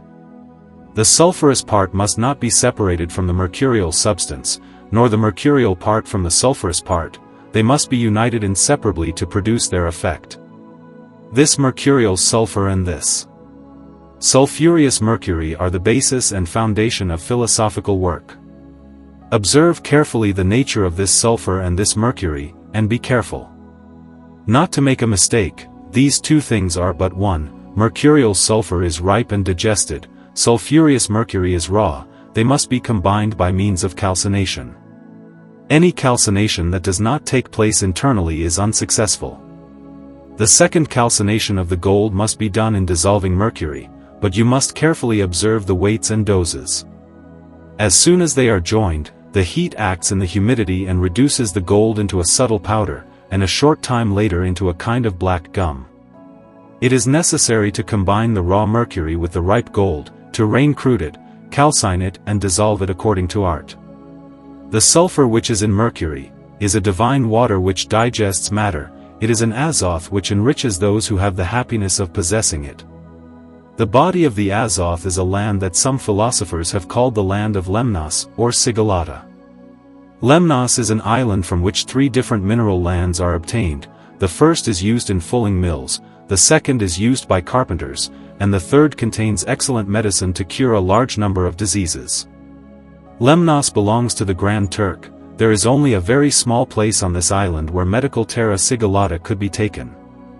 The sovereign has the mine exploited on his behalf, and has all the terra sigillata extracted from it transported to Constantinople. He keeps it for his use and that of his subjects. Gallienus wrote an extensive dissertation on this land. The philosophers who seem to want to indicate this for the true subject of the stone, add that it must be exposed to the air from the month of March until the month of September, so that the rainwater it must receiving it for 6 months, imbues it with all astral influences. In September, mercury produced by rainwater is extracted from this earth, but we must take this mercury precisely at the time when it is ripe. If we fail at this point the work will fall into ruin. The vulgar despise this earth, because it is dirty and stinking, especially after having been exposed to the air for 6 months, it becomes like mud, like silt drawn from the bottom of a ditch filled with stagnant water, but the children of art find it dazzling in this state. They know well that it is a very pure virgin, covered in rubbish, from which they know how to strip it by means of strong calcination, in a glass furnace. This material is only dirty on the outside, nothing is dirty except its coat, which is very easy to strip by fire. God thus covered it with filth to shield it from the knowledge of the impious who search for it everywhere, and who trample it under their feet without knowing it. Burn the slag that covers it, and it will appear dazzling to you. This virgin land is sister and wife of our king, give her the honors she deserves. If you lend her a hand to get rid of her dirty clothes, she will reward you, purify it to the highest degree, provide it with a celestial body. When you have rid it of all its impurities, it will be dazzling. It is not that way by its nature, but we thus make it dazzling by separating all the gross superfluities. As soon as it is pure, you will take care to combine it with pure gold. It will feed itself and take its growth from the own substance of gold, and when they are well united together, you will see a new body much more dazzling than the sun that you have conjoined. So seek the means to obtain this queen, this divine material, this incomparable treasure, and add to it only pure gold, well calcined and reduced to very fine filings. You will be the happiest of all mortals. Pontanus says, that he who has the happiness of reaching the autumn of his work, must abandon everything else to the sole care of nature. Dissolution and putrefaction depend entirely on the regime of fire. All these operations are carried out under the seal of Hermes. However, we still have a double fire which we can easily know. When we have preliminary knowledge. When philosophers speak of their vase, we should not mean a retort, a matras, nor an alembic. The vase of the philosophers and the philosophical mercury are one and the same thing, because the philosophical mercury is the matrix in which the sperm of gold must be contained in order to germinate and bear fruit. Thus the fire of the philosophers, the smoke of the sages, the virgin's milk, the menstruum or universal solvent, are all the same thing, to which we have given all these names and an infinity of others. Remember, then, that after the preparatory calcination and the extraction of the menstruation, all that is needed is a fire, a vessel, and a smoke, that is to say, philosophical mercury in which we make dissolve pure gold, prepared in a suitable manner, to help nature in her functions. Do not forget that the digestive fire whitens the vase and penetrates it, its smoke or the bond surrounds everything and penetrates everything. The real fire is in the mercury. There is another fire which is double, and a double water. Fire and water are different by the different operations that they produce, but it is only one and the same thing, which is philosophical mercury. The philosophical fire is alive, the water is alive, the vase is alive as well as the smoke. There are only two subjects in the world which contain the true philosophical mercury, which is similar to the essence of gold, but it is different from its substance. When you know how to convert the elements, you will know where to take this mercury. Make a friendly conjunction of fire with earth, and you will have the key to the magisterium. You will easily acquire the practice to bring the dyeing to the highest degree of perfection, but you have to dye this mercury, if you want to use it to dye metals, stones, and to convert into radical moisture, into perfect substance, all the bile and the morbific humors which are found in all bodies. Philosophical mercury is this admirable humidity that the philosophers call virginal milk, water of the sun and moon, water which does not wet the hands, because it is dry water, such as is necessary to dissolve gold and silver, and give them a new life. This celestial water converts gold into pure spirit, which multiplies in a miraculous way, which is enough to demonstrate the infinite goodness of God towards us. Try to know the philosophical river which issues from a mountain whose summit is lost in the clouds. A southern rain will show you this mountain, if you want to be a little attentive, because, although it is continually covered with snow, it nevertheless contains a devouring fire, which exhales a vapor which is absolutely necessary for the hermetic operation. Stir this fire to increase the steam. Dig the earth at the foot of the mountain, and you will bring out the real mercury with its caduceus which works wonders. Here is philosophical mercury, as well as the vase and the fire, but make no mistake, do not take vulgar mercury for philosophical mercury. I advised you to dig the earth at the foot of the mountain. But I must not let you ignore that you will have great difficulty in doing this work, because you will encounter very hard stones. Then take some Saturn herb which is found in all Saturnian locations. The branches of this plant will appear dead to you, but don't let that put you off. Its root is full of juice. Tear it off and throw it into the hole you made at the foot of the mountain. Then bring in Vulcan, and instantly all the pores of the mountain will be filled with Saturnian vapor, which will be impregnated with the igneous, philosophical spirit, or spirit of Saturn, whose property is to whiten. This is the philosophical mercury and the way to prepare it. Here is the vegetable and mineral Saturnia to make the king's bath. This is the secret of philosophical mercury, but, as it is easy to see, without the enigma. Philosophers have never spoken more clearly about this part of the magisterium. We recognize that philosophical mercury is the vessel in which the king or gold is contained and enclosed by the spiritual fire, which is a pure Saturnian vapor, which embraces the gold, penetrates it, softens and whitens it in the ejaculation of his sperm. Saturn continually works wonders until he has given gold all the force it needs to exercise its empire, and show how far its power can extend, which is to fix, coagulate and dye. This is why the stone of the sages is an active and passive world, because it contains the assembly of everything that can be found on earth. She is the movement active and passive of all beings. It is fixed and volatile, raw and ripe, because its rawness is corrected by its maturity, and both are homogeneous with it. Sulfur and salt are the same thing in philosophical mercury, in whose body they are identified. They are of the same kind, and only differ in one cooking. Philosophers do not advise mixing volatile mercury with fixed sulfur, although they say that there is a different salt in one and the other, but a mercury analogous to all metals is necessary. These two things being mixed together, according to the weight of nature, by cooking gently, we soon have universal medicine. Nature makes gold with mercury alone, in the bowels of the earth without any mixture, but we shorten the work by means of art, that is why we are obliged to add a fixed sulfur. Mercury attracts this sulfur by the force of fire. This sulfur changes the mercury and converts it into elixir. If you think carefully about the effects of this process, you will discover the real cause. Notice that gold is a cold and humid body. Mercury holds a happy medium between these two bodies, and it is he who develops the dyes. Gold is a cooked and digested body, the silver is not ripe. Mercury is the link that unites these two opposites.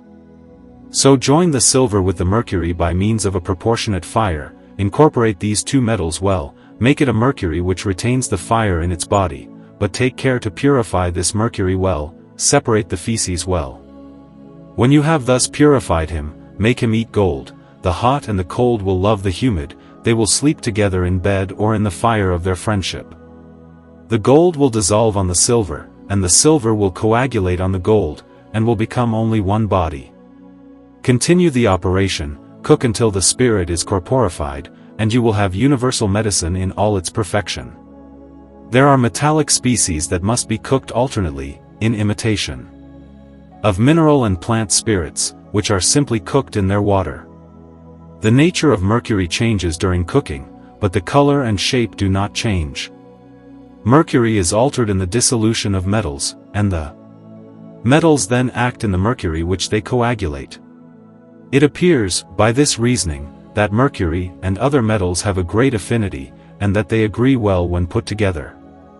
Water has the virtue of improving the body, and the water corrected by the bodies, takes on their nature. This clearly demonstrates the error of those who divide the homogeneity of mercury by drying it with spirits, or by corrupting its earth with corrosives.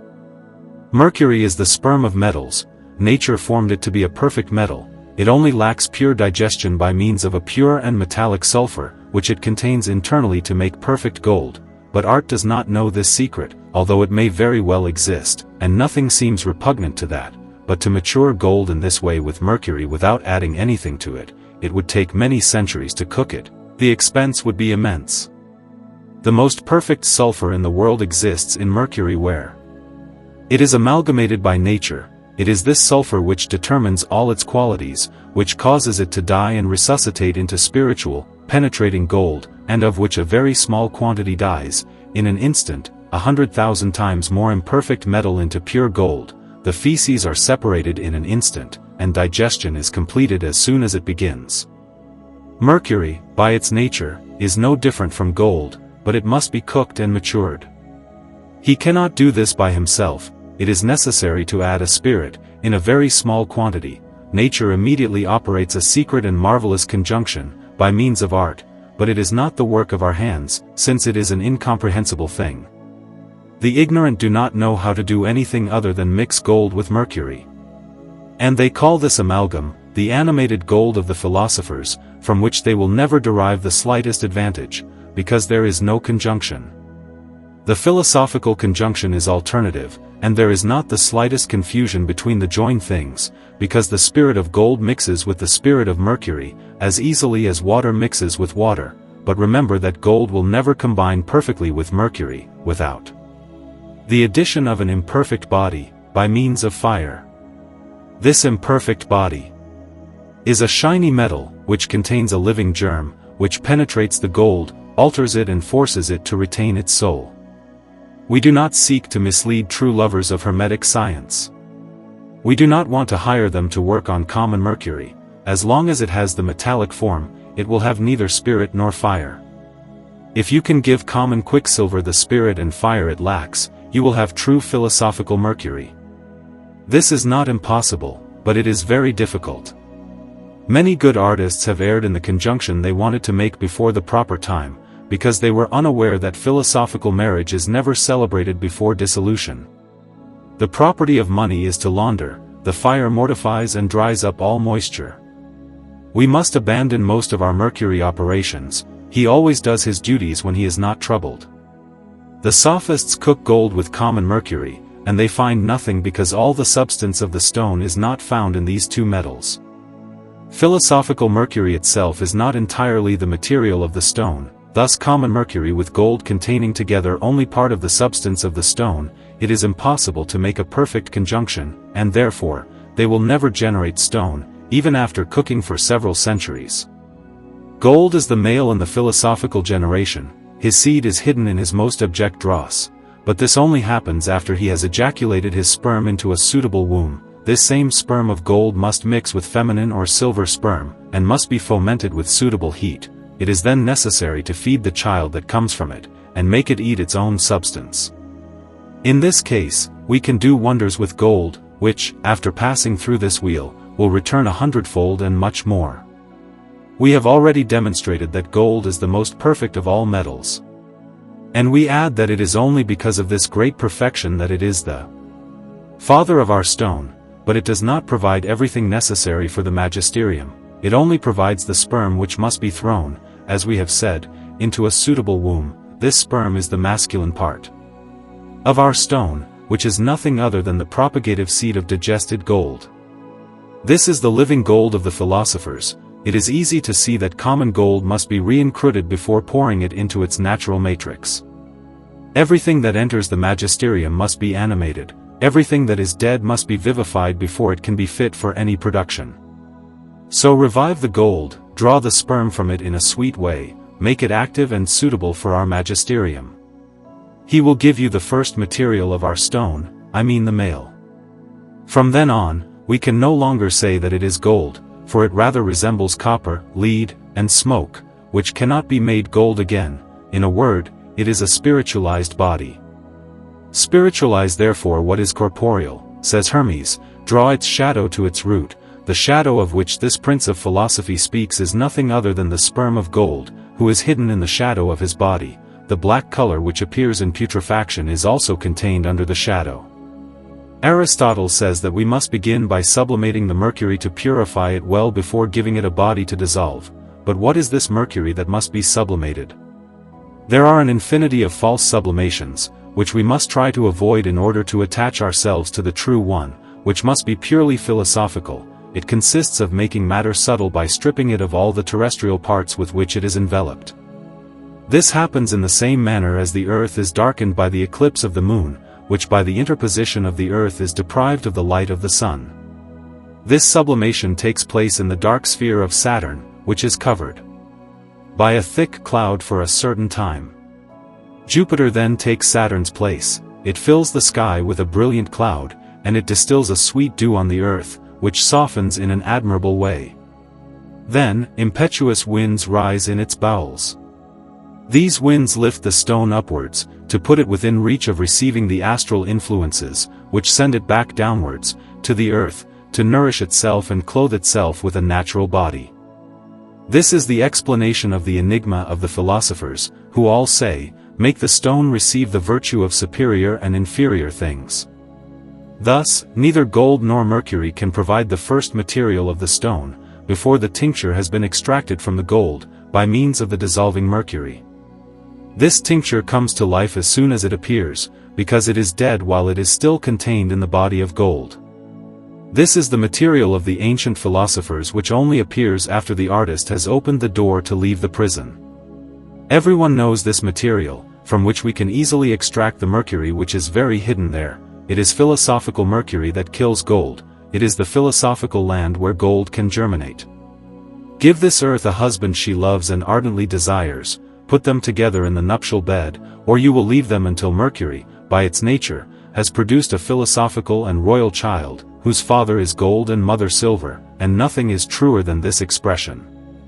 We have reported everything that the philosophers have said that is most intelligible on the subject of their stone, on their mercury, and on the sulfurs of gold and silver. There remains nothing to explain except the furnace, the vase, and the third degree fire. The stove must be made of terracotta, the vase must be glass, and elemental fire is required. We must only dwell here on those things which are absolutely Necessary for the work, because common things are known to us in a different way than to the sophists, who have and cannot have any knowledge of our matters, for our fire, our vessel, our furnace, are all secrets which are known only to true philosophers. This is at least the feeling of Sendivogius, Raymond Lull, and Flamel, who assure that the fire, the vase, and the furnace are one and the same thing. Fire excites bodies and puts them into fermentation more than material fire. This is why it is said that burning wine is a very strong fire. When the philosophers say that one must burn their copper with a very strong fire, the sophists believe that one must make a coal fire.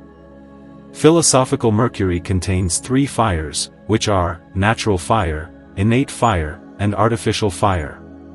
Philoleiths gave the composition of philosophical mercury as well as Flamel. Although these 2 adepts were not contemporaries, one would nevertheless be tempted to believe that they gave each other the word to write the same thing, or that they copied each other. In any case, here is their procedure, and I believe that if we knew how to understand them, we would not fail to succeed. Take philosophical lead, amalgamate it with quicksilver, grind the composition in an iron mortar, with distilled rain water. The result is a very white amalgam, which you will put in a glass retort with its container, well lubricated, and you will distill the mercury that Philoleiths calls her eagle. It is necessary to cook the mercury up to 9 times on the residence of the lead, in the retort. After these operations, the mercury, thus prepared, must dissolve the gold radically, and reduce it to a philosophical tincture, according to Philoleiths. But I think that this mercury will never produce such an effect, if we do not add to it the dove of Diana. What is this dove of Diana? The authors have talked about it a lot, but we know little more about it. Suickton thinks that Diana's dove is nothing other than a solution of silver in a dish, which must be introduced into mercury, but Becher is not of the same opinion. He assures that there exists a mineral whose salt is stronger and purer than that of marcasite. If we use this mineral in place of silver lead, mercury is quickly sharpened and is able to dissolve gold radically. Flamel uses a Martial lead, which gives mercury the force to heat the volatile gold sulfur, which is impregnated with philosophical sulfur, to produce the hermaphrodite of the philosophers, who is male and female at the same time, and which is an invigorating sulfur, but a magnet is needed to attract this sulfur, after having softened the body where it is contained. Composition of philosophical mercury according to Paracelsus. Take 2 ounces of silver, very pure, without alloy, reduce it to filings, which you will redden in a crucible, and you will add an ounce of Martial regula, melt everything together, add to it 2 ounces of precipitated mercury, cover the crucible, leave it on the fire for a quarter of an hour, at the end of which you will remove it and let it cool. Then pound the composition in a marble mortar, wash it with distilled rain water, until you have separated all the slag, and the amalgam is as shiny as silver from a cup. Put this amalgam in a glass retort, with its container, well lubricated, place it on a sand fire, and all the substance of the mercury will pass into flowing mercury. Here is the eagle of the philosophers, but it is necessary to repeat the distillation of this mercury up to 10 times, adding silver from the cup and Martial regula. Composition of the Martial rules.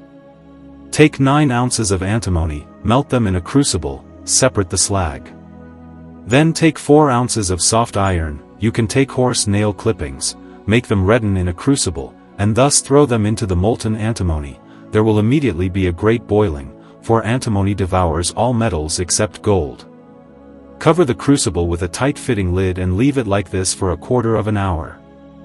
Then add 2 ounces of salt of niter and as much salt of tartar refined and incorporated together. Stir well with an iron spatula. You will see a dazzling star appear in the crucible. Separate the slag as much as possible, and pour the regula into an iron crucible which you will strike with a stick to precipitate the regula and float all the slag, which you can easily detach from the regula, which will remain beautiful, clear, pure, and a yellow as dazzling as gold. This is the true composition of the Martial antimony regula with which we can work wonders in chemistry and medicine, but we believe that it is our duty to warn our readers and those who will carry out this process, not to let themselves be seduced by this beautiful color of gold, because if we do not know the first metallic agent, we will only succeed with great difficulty, and by chance, in making the conjunction of gold with the regula. If we wanted to be a little attentive in composing this regula with iron and common antimony, such as is sold by druggists, we could acquire great insights which would perhaps lead to the knowledge of true antimony. Or as author of the Philosophers, because if we want to examine the marvels that this regula presents at the bottom of the crucible, we will see first of all a perfect separation, and then a reunion of the three principles, provided that we are exact in observing the doses, and that we know how to choose a suitable time to carry out this operation, the success of which absolutely depends on the position of a planet. Here is what we were able to discover regarding the doves of Diana, after consulting the works of the best philosophers. Take pure salt of tartar, water it with oil or spirit of tartar, until it is well saturated, put it in a glass matra with its capital and well-lit container, and distill it until dry. You will extract the little fixed salt which will remain in the matras after the distillation, you will calcine it in a crucible with a fusion fire, you will put it back in the matras and add on it the liquor that you removed from it while distilling. You will distill again as the first time, and repeat this operation until the fixed salt has absorbed all the spirit of tartar, which usually happens at the seventh distillation. Then pour rectified wine spirit onto this salt of tartar thus impregnated with its spirit, and distill it until the fixed salt has absorbed all the wine spirit. You will have a salt impregnated with two sympathetic spirits, which are conjoined with a suitable body. Here are the doves of Diana which have the virtue of bringing out the arsenical sulfur which is contained in the martial regula of philosophical antimony. When one is fortunate enough to succeed in making Diana's doves, it is very easy to convert all the substance of the regula into flowing quicksilver, externally similar to common mercury, but which contains other admirable properties. The mercury which is thus drawn from the regula by means of Diana's doves, is impregnated with raw gold sulfur, also participating in a martial virtue. We can sublimate it with vitriol and nitre, and about a gross of gold and lime for each pound of mercury, which has the virtue of dissolving gold radically, because it contains an appetizing martial virtue, which the good Flammel calls sabre chalibe de Mars.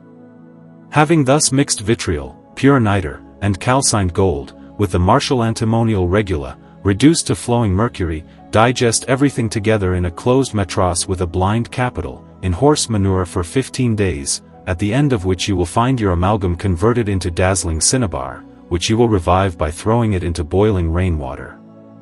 All the salts will dissolve in the water, and your mercury will reappear with a new brilliance, which you can increase prodigiously by repeating this digestion with manure up to 7 times, but we must not forget to add new nitre salt, and as much purified Roman vitriol each time.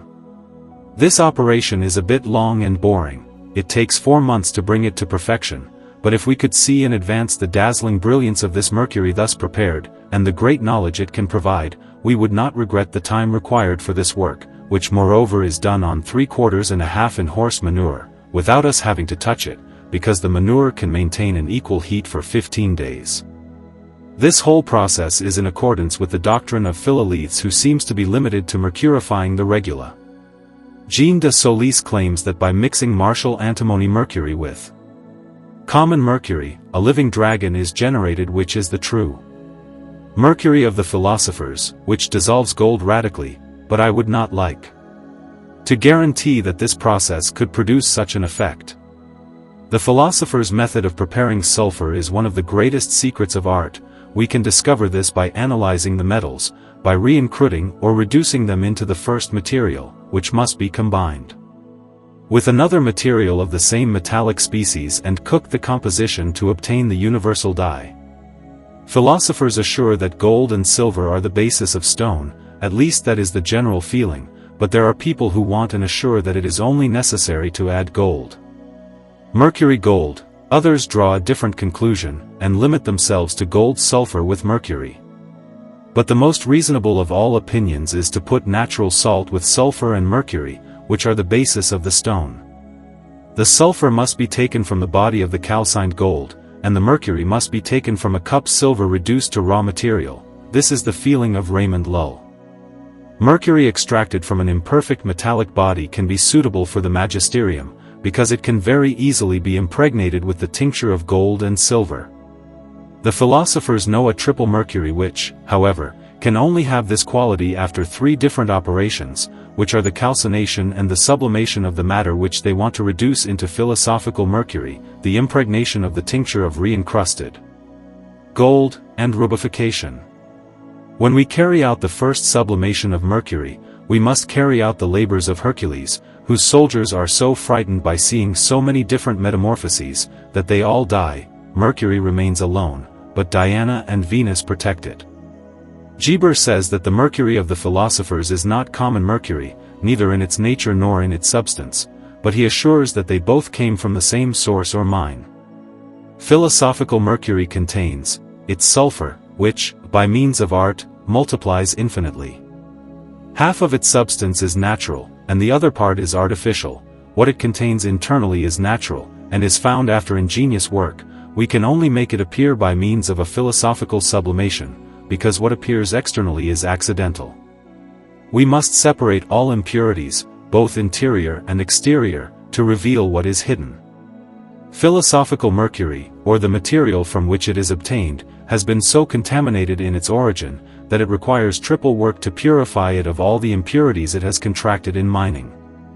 Quicksilver has inveterate dropsy, from which it is very difficult to free it. However, we overcome it with a sovereign remedy that exists in the mineral kingdom.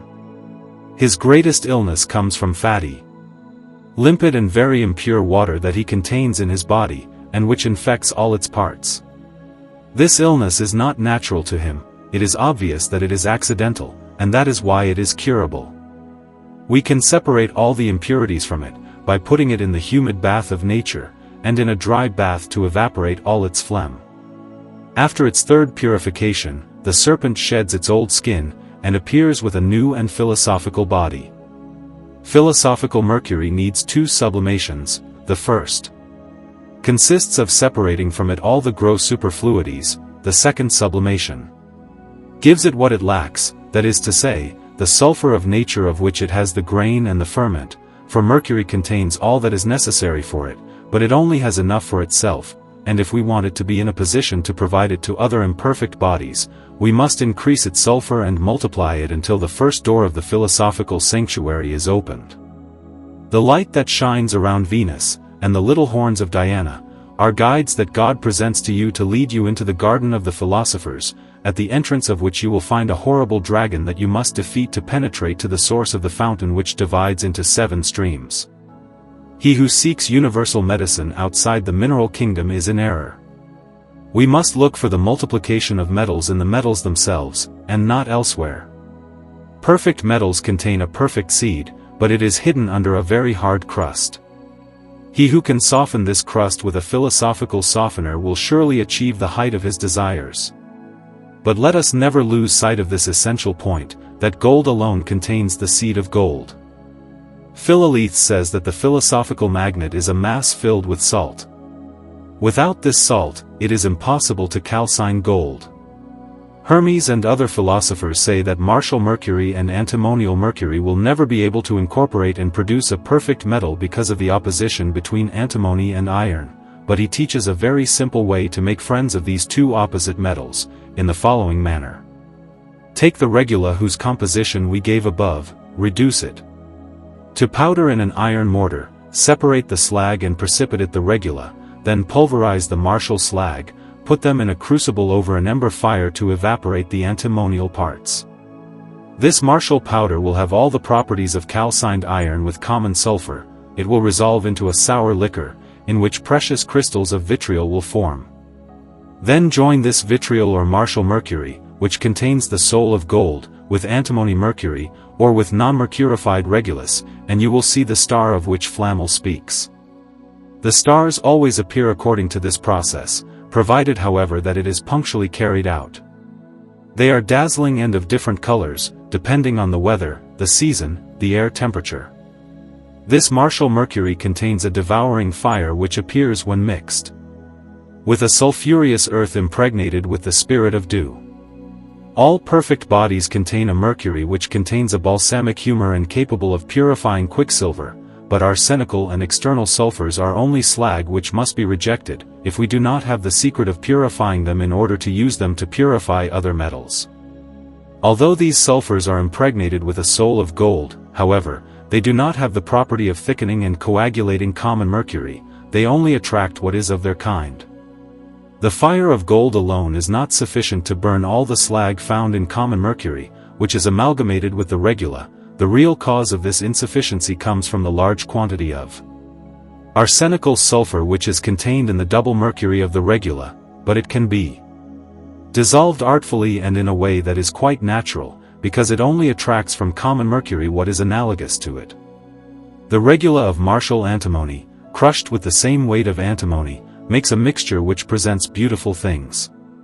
An eighth of common mercury is usually added to develop the martial antimony mercury, which, finding itself released and freed from its satellites, precipitates to the bottom of the vase, provided that nature is helped by digestion in a water bath, or with horse manure. Martial antimony mercury always contains some parts of the primordial seed of gold, but the greatest disadvantage is that it is necessary to use common mercury to extract the mercury from antimony. Without this the martial antimony mercury would find itself animated.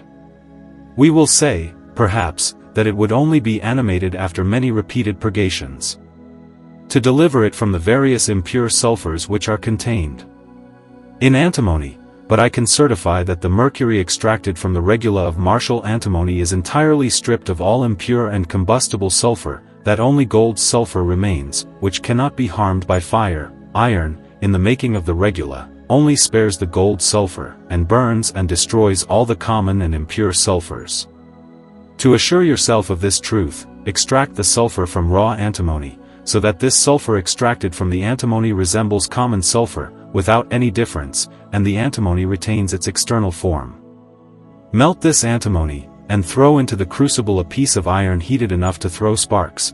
Do everything as if you wanted to make a regula of martial antimony. You will see that the operation will not succeed, and that the iron will remain intact. You will not succeed because the antimony is stripped of its combustible sulfur, by means of which the iron dissolves in the molten antimony. But we will say, perhaps, that the germ of gold which is contained in iron is only a spirituous vapor, because it seems that Philoleiths think so? I will respond to this, by asking in my turn, why does this volatile fire, which is not bound by martial mercury, not fly away in all the fusion fires that can be subjected to it, and why does nothing hold it back but antimony? Why does it abandon its former host, martial mercury, which is in antimonial mercury, and which is much more precious? Where does this ingratitude come from? Why is this spirit of gold, without a body of gold, hidden in iron alone, in the house of Ares? Why do we make such a beautiful regula with iron? This is because it contains a good amount of gold sulfur. Philoleith says, chap. 2, that all those who have worked on copper have wasted their time, but that common and antimonial mercury contains a fermentative and active sulfur, from which a prepared grain can coagulate its entire body, provided that the impurities are separated from it. And terrestrialities.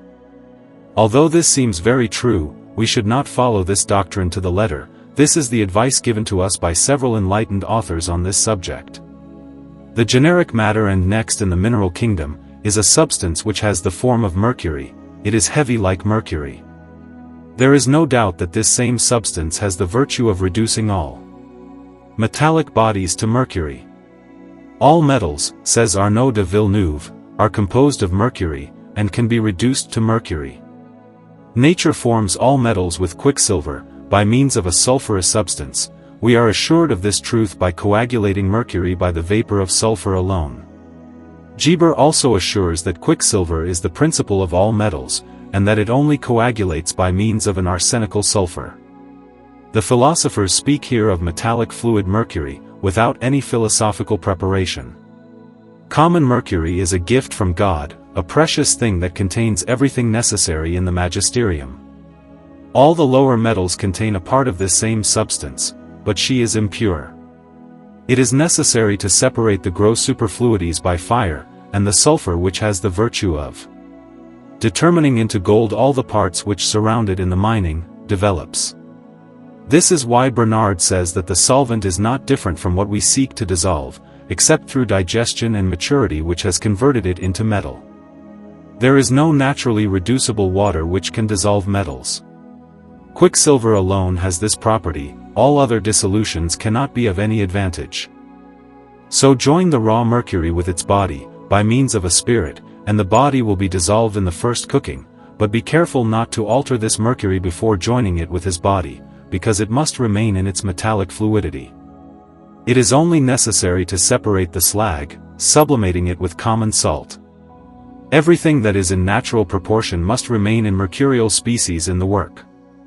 We can make an intimate conjunction of martial antimony mercury with our body, by means of a particular sublimation, by which we manage to separate all the gross superfluities, and the result is a universal solvent, such that it is necessary to make the stone. Philosophers do not advise using common mercury, they recommend, on the contrary, to make use of niter salt, virgin earth, and other salts of all kinds, but they all forbid seeking anything outside the mineral kingdom.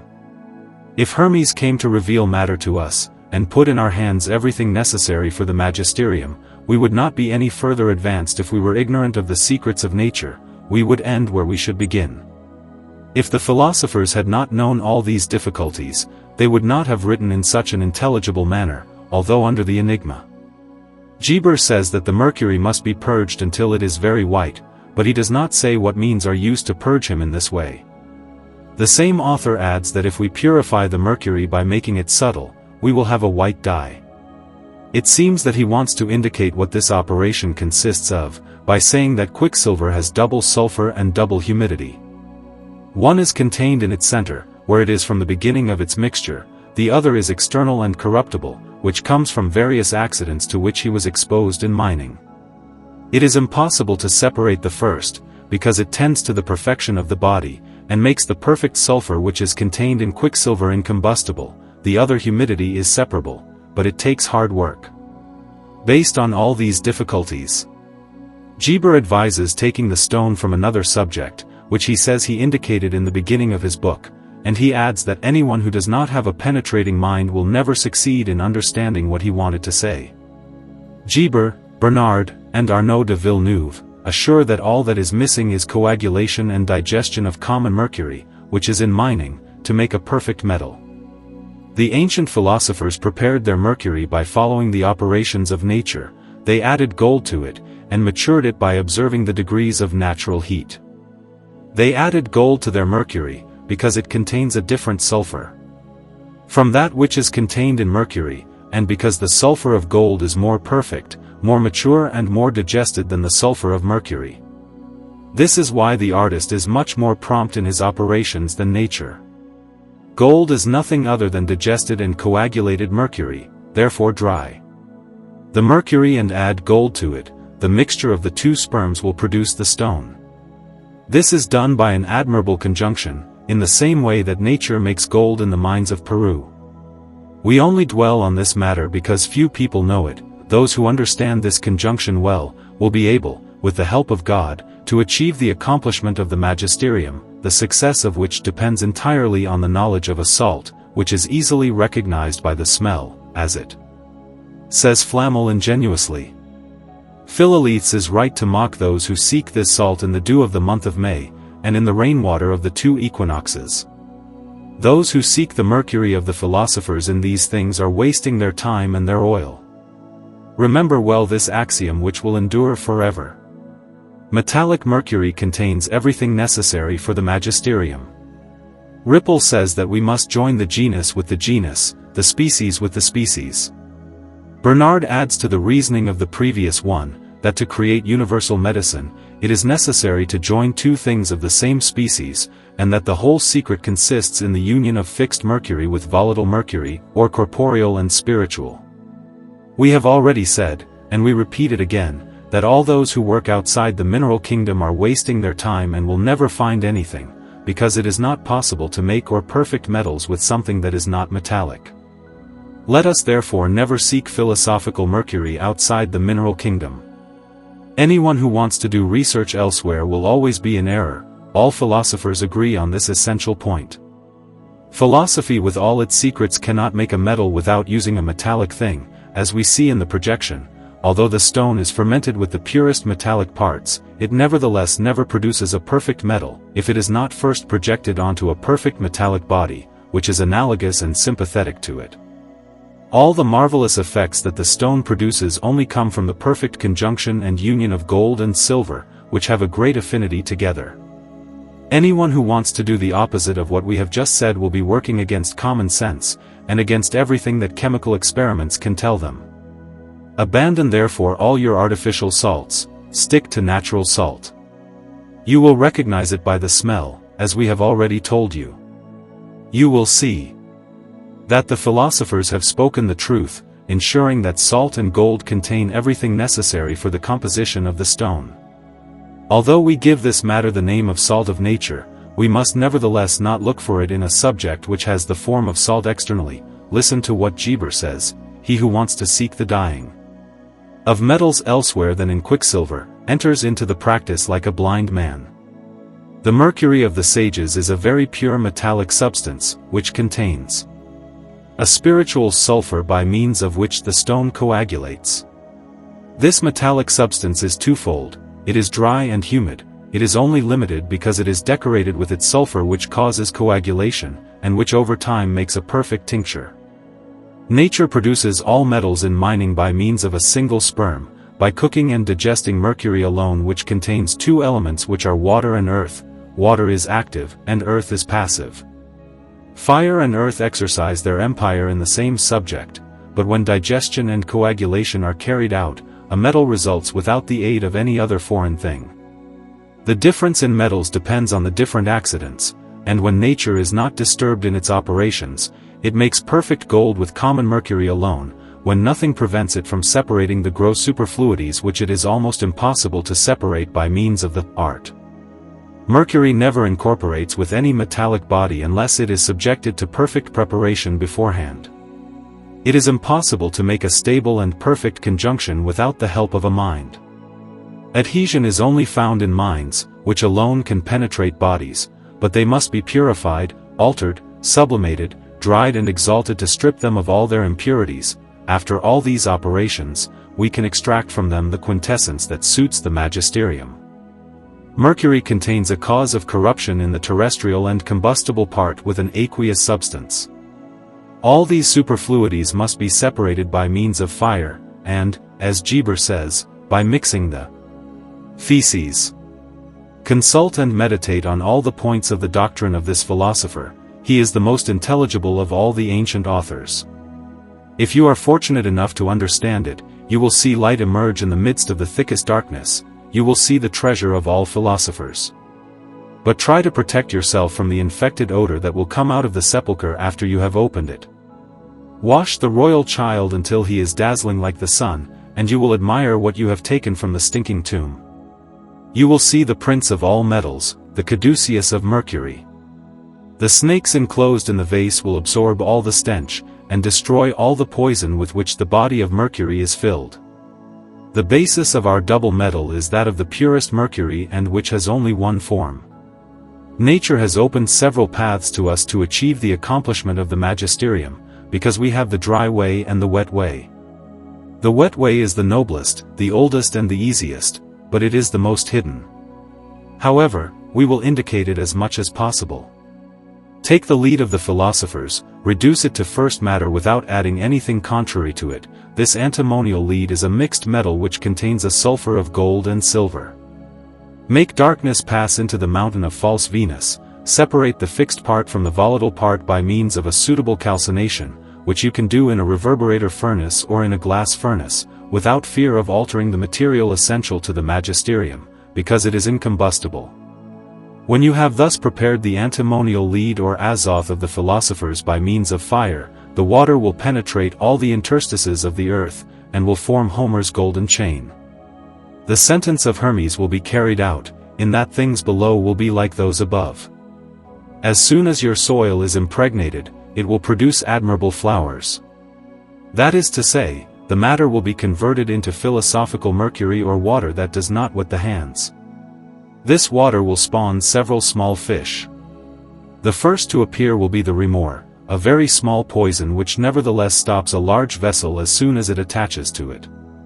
We then see the bird of Hermes appear in the air, the fire will make the seeds of gold and silver germinate, and we will see for a long time beasts walking on the earth and climbing to the top of the highest mountains, where you will see a golden and silver flower called calendula appear. You will pick this flower and sacrifice it to Mercury, who will devour it with greed. As soon as he has eaten it, wings will grow on his feet and hands, and he will immediately ascend his throne, because the good are still mixed and confused with the bad, who are murderers and poisoners who live in the earth. Philosophical.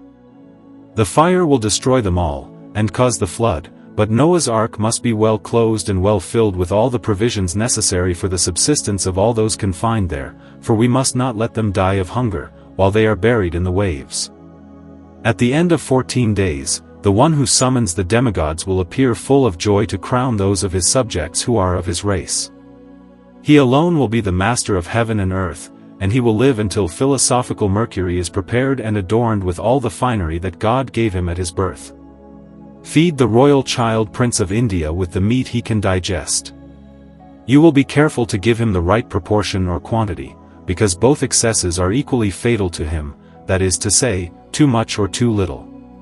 He must have suitable warmth, without sweating or being cold, otherwise the vegetation of the royal child could not be carried out, or if he took too much food, he would fly away. According to this secret method, nothing foreign should be added to the Mercury.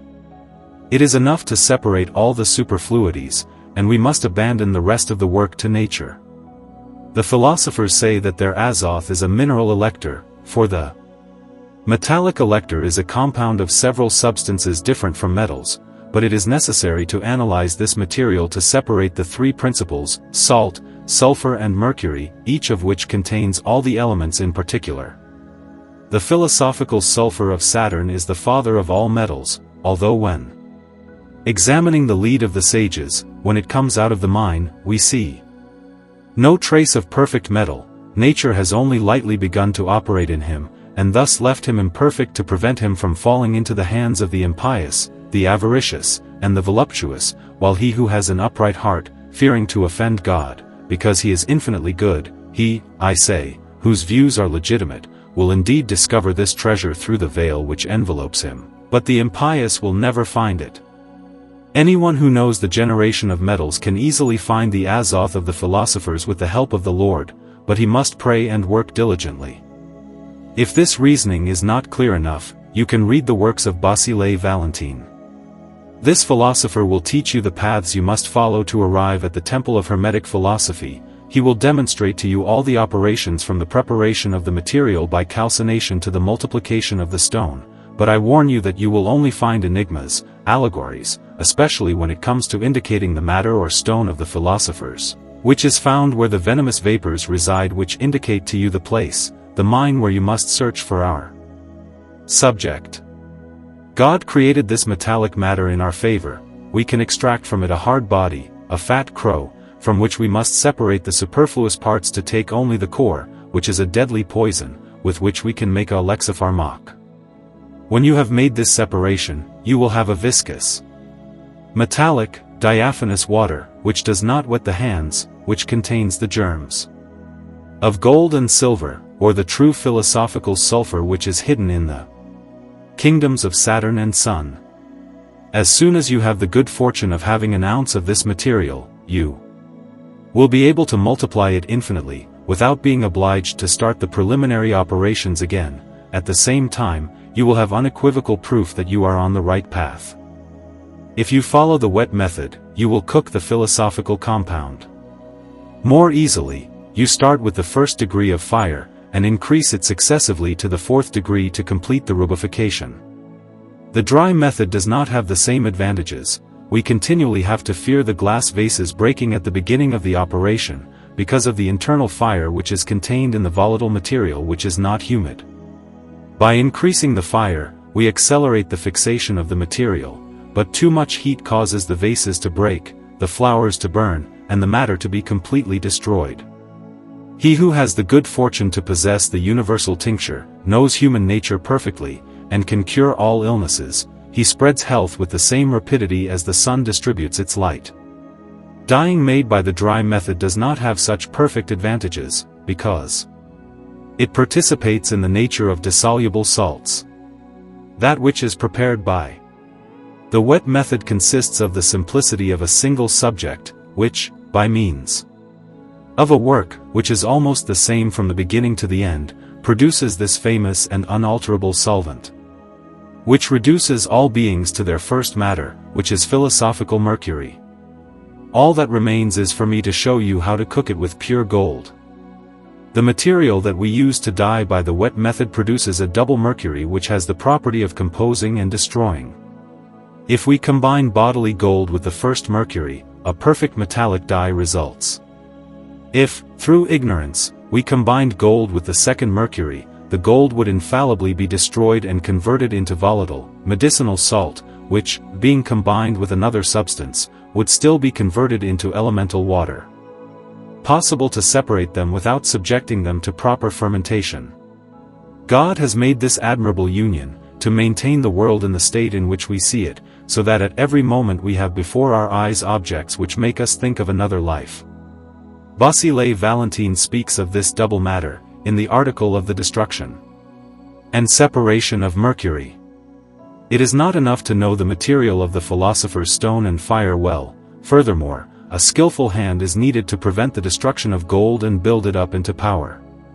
The whole secret consists in the preparation of the azoth, which must be constituted in putrefaction, if we want to make it suitable for generation.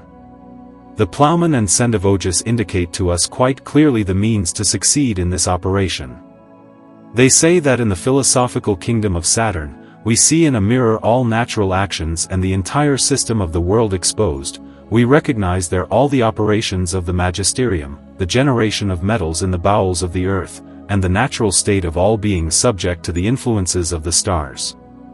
But let's come to the second way of making stone using the dry method.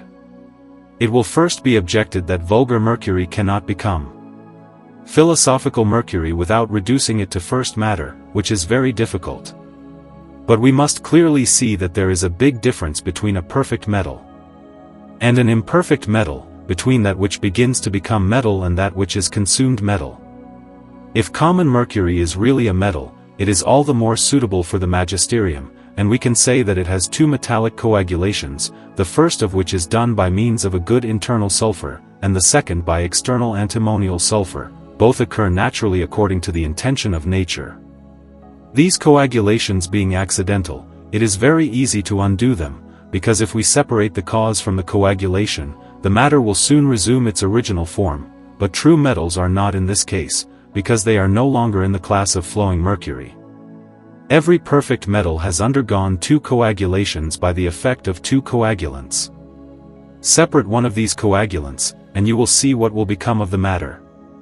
You will recognize that common mercury is not a metal, that it is rather the matter of metals, that it only lacks an agent for the coagulate and make it resist under the hammer. If then it is only the matter, or the principle of metals, we cannot say that it is really a metal. This is why flowing mercury is not a metal, it is rather a metallic, spiritual water, which is suitable for metallic coagulation where it is received as in a natural matrix, where it demonstrates the effects of its power. See what Bernard, Arnaud de Villeneuve, Geber, and all the ancient philosophers say on this subject, who do not despise common mercury. When you separate the impurities from the mercury, take care to reduce it to slag or black earth, as happens with martial regula, when it is fused with salts in too large a quantity, or when too much is added of iron. When we do not observe the right proportions, a very pure regula becomes impure, and is entirely converted into arsenical slag. Mercury is not always also loaded with impurities in large quantities, but it always takes a lot of time and patience to separate them. This is the most difficult point. It happened several times to me to abandon mercury which I had reduced to black slag which seemed useless to me, and which the air, the influences of the stars, converted into beautiful flowing mercury in the space of a few days. We make a philosophical double mercury in this way, but it is necessary to make the sublimations of common mercury with bodies which are analogous to it, and these same bodies must be chosen from the metallic kingdom, and must be somewhat fixed in themselves, without being malleable, like Parides. There are two sublimations, which barely differ from each other. Flamel's process can be performed on this occasion. Philalethes also spoke of these sublimations. It is a little obscure, and does not develop the material enough for a beginner, but here is the result of his process. 1 degree. We must give a link to Mercury. This place must be in discrete proportion, so that it is not rather harmful than useful. 2 degrees. You need a mineral and natural fire. 3 degrees. It takes an unnatural fire. 4 degrees. We must bring in the winged dragon. 5 degrees. It is also absolutely necessary to obtain the earth dragon. All these matters are entrusted to Neptune, under the auspices of Vulcan. The winged and venomous dragon will poison all the beasts that are in the sea, and will leave them to be eaten by the eagles and vultures. The dragon will only forgive the sea unicorn. Then Saturn will travel the shore of the sea, and will kill all the beasts that he encounters in his territory, and will throw them into Tartarus. Neptune will restore all its vigor to the exhausted snake. The earth dragon, at the same time, will cast a compassionate look on the marine unicorn exhausted with fatigue. He will revive her, become madly in love with her, and marry her.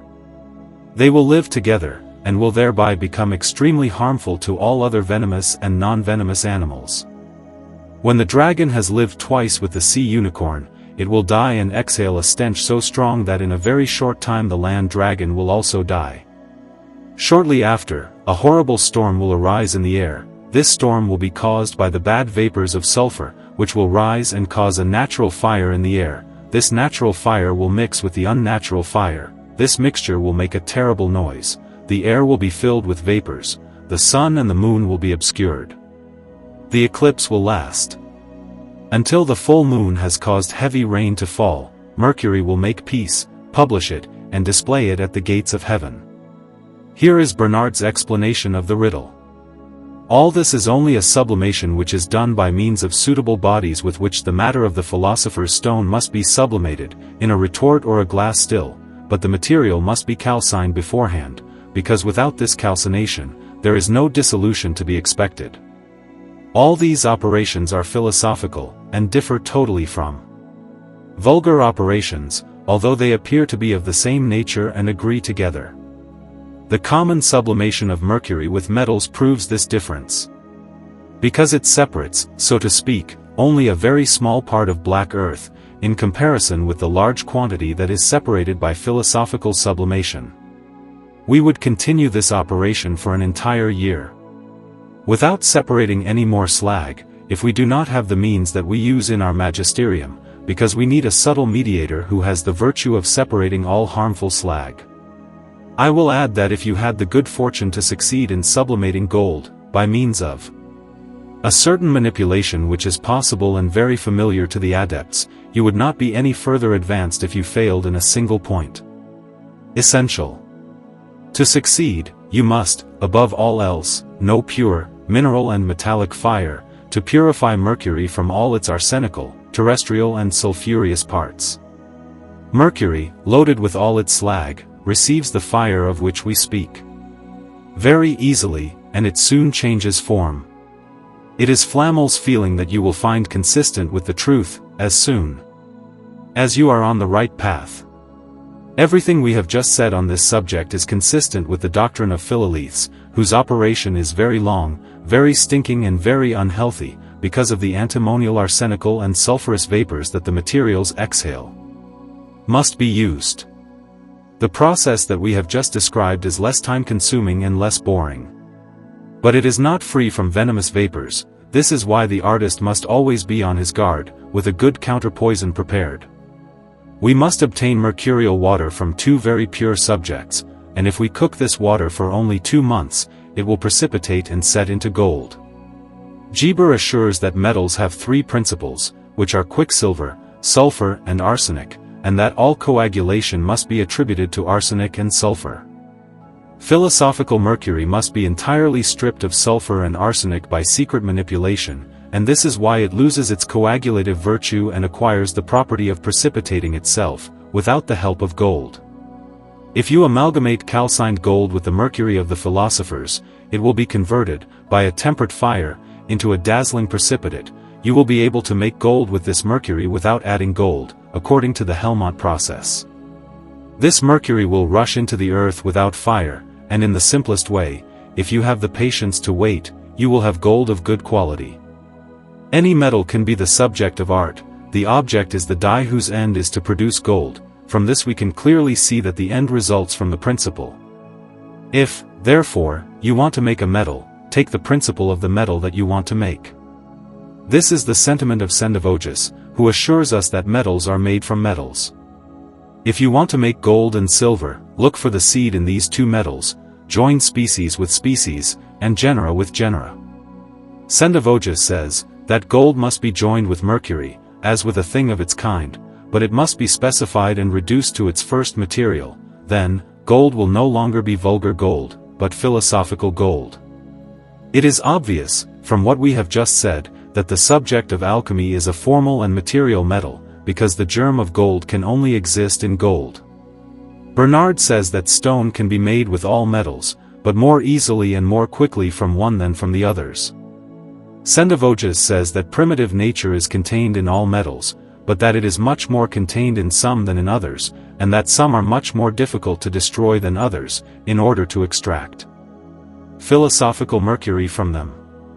Richard assures that alchemy destroys the mineral mercury, and that it gives it a subtle form in the same substance that it had before, and Geber adds that there are several paths which lead to the temple of Hermetic philosophy.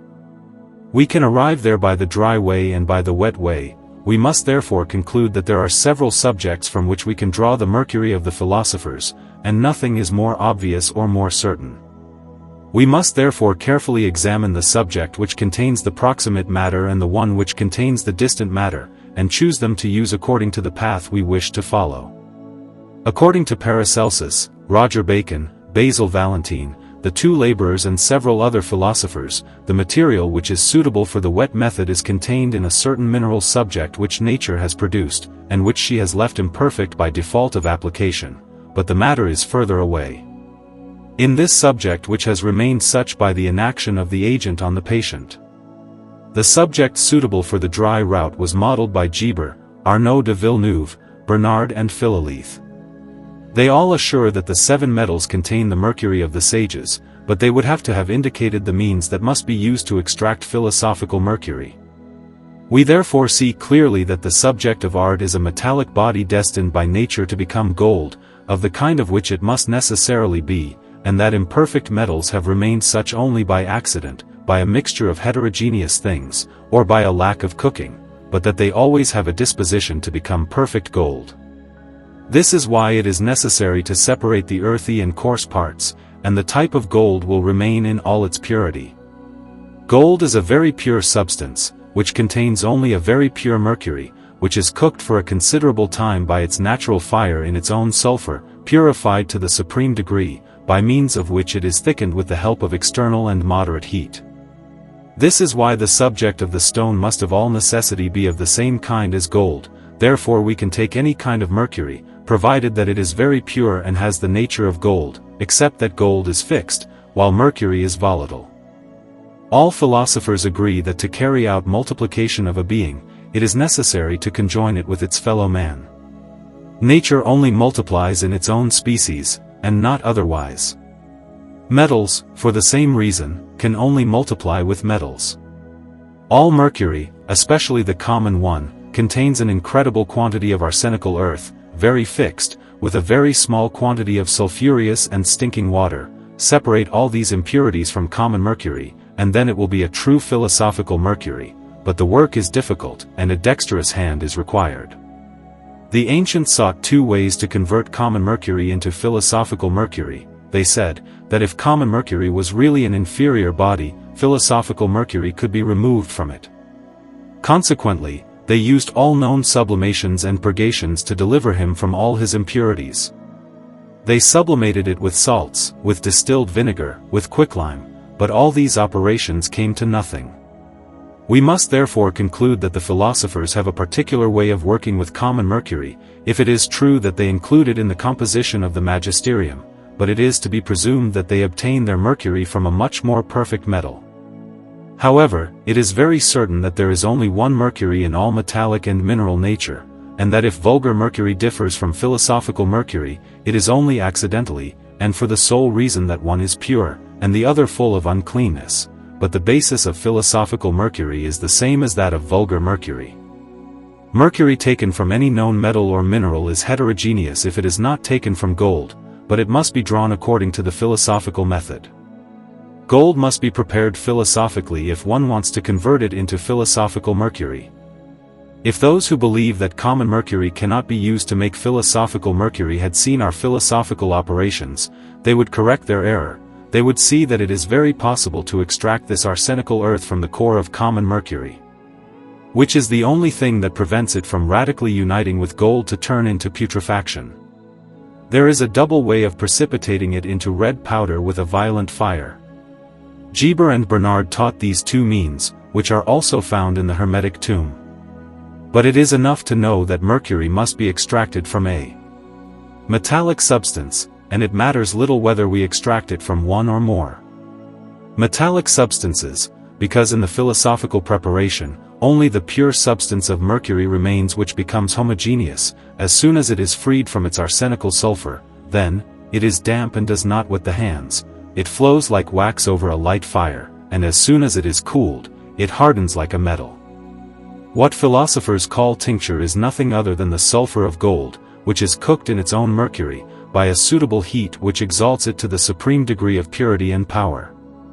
Gold is nothing other than mercury thickened by the heat of its internal sulfur, which is fertilized by external and moderate heat. Also know that common mercury is materially composed of elemental water, which forms its entire basis. All this compound is just water and fire combined. The proof of this is obvious, in that it is reduced to water, by reducing it by a violent fire which destroys all its astral seed.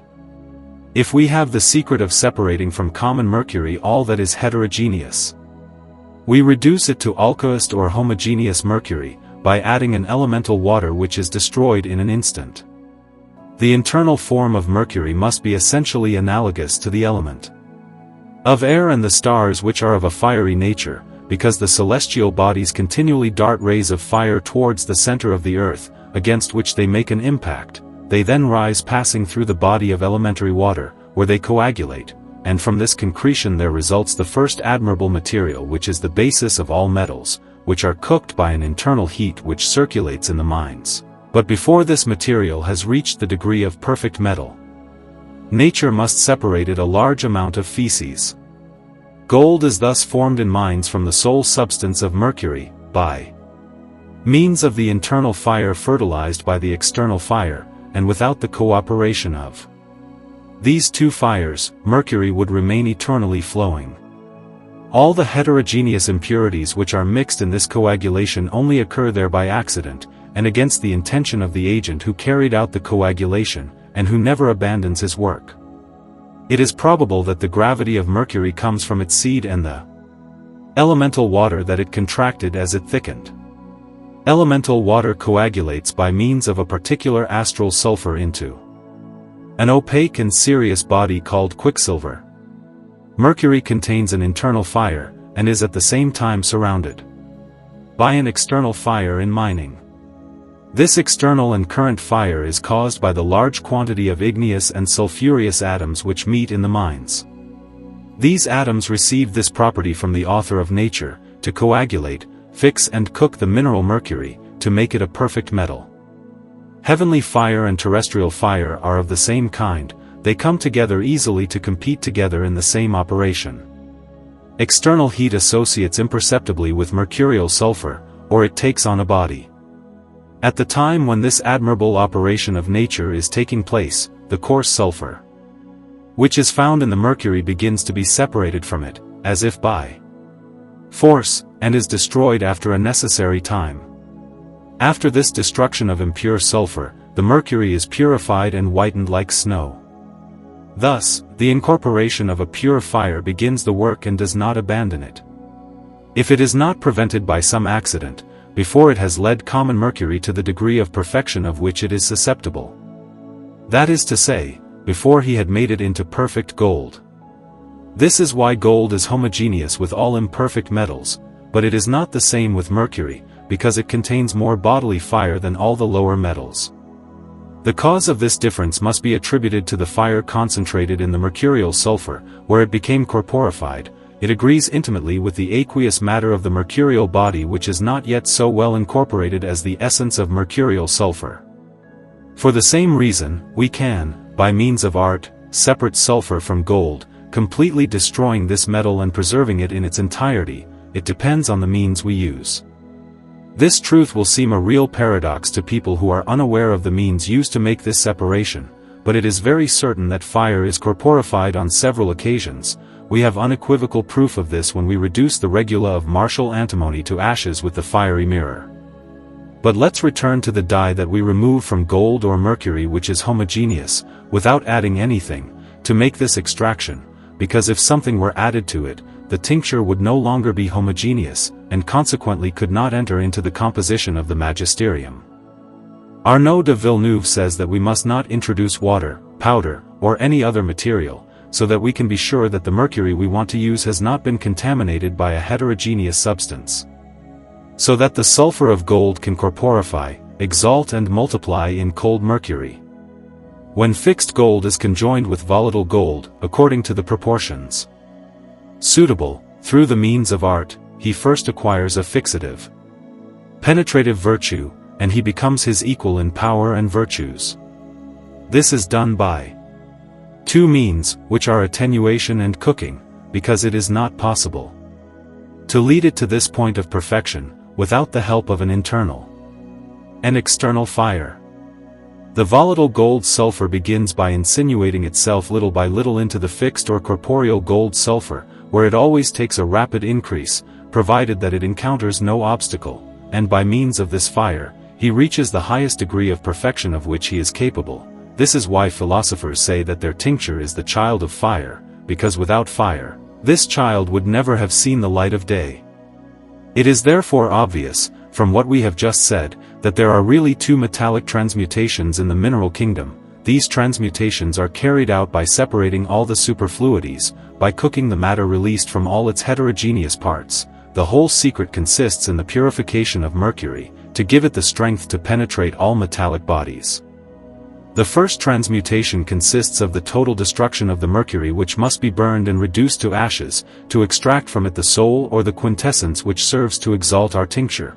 But an agent is needed to alter the nature of the mineral mercury, and extract from it the only homogeneous part which illuminates metals in the same way, and as quickly as a candle sheds light in a dark room, when it is there introduced, but with this difference that by removing the candle from this room, darkness will immediately replace the light. On the contrary, our tincture being once fixed and concentrated in a suitable material, illuminates it forever, without distinguishing the quality or purity of the subject. All these marvelous qualities come from the exaltation and penetration of mercury, which is of such great subtlety that it penetrates, in an instant, to the hearts of imperfect metals, to burn and destroy everything that exists. Finds heterogeneity there. Mercury has a pure core that comes from elemental water, which is also found in imperfect metals. This water penetrates as quickly as lightning, but it produces much more astonishing effects, because it destroys and composes at the same time. It burns all the slag of imperfect metals, carrying, at the same time, the germ of perpetual light, which is a mixture of gold reincruded with the suitable menstruum. When you want to reincrude gold, never take the leaves from which it is usually used for gilding, because this gold is never without an alloy of copper or silver alloyed with copper. This mixture would make a green and poisonous solution, with which you would never do anything good. From what we have just said, it is easy to see that philosophers only work on a single metallic subject which contains their true mercury, but to make this philosophical mercury appear, the matter in which it is contained must be calcined. Those who have some natural knowledge know that any perfect calcination necessarily produces a salt which must be removed from the ashes or lime from the calcined body. All salt is soluble or reducible in water, because salt is nothing other than coagulated water. Thus, when the philosophers say that it is necessary to reincrude the gold, to reduce the common mercury into raw material, to burn the mercury to extract the soul, all these expressions mean only the same thing, which is, to reduce into ash a material to extract the salt which easily resolves into water by itself. A large number of sophists embrace vitriol in all its substance. They exhaust themselves drying it, purging it and dulcifying it to make it pass through all the colors until the perfect red, they obtained a dye, because almost all chemical operations lead to some discovery, but this dye can only dye sheets and canvas. Some have succeeded in making a vitriolic tincture to convert imperfect metals, not into gold, but into copper. Other fairly enlightened chemists, moreover, have chosen antimony for their material. They succeeded in separating from this mineral the solar part it contains. Several have succeeded in making it starry, and making it show all the colors. They fixed it to extract the silver of the philosophers, which they amalgamated with precipitated mercury, according to the methods of Basil Valentine, who advises purging the gold with its cousin antimony.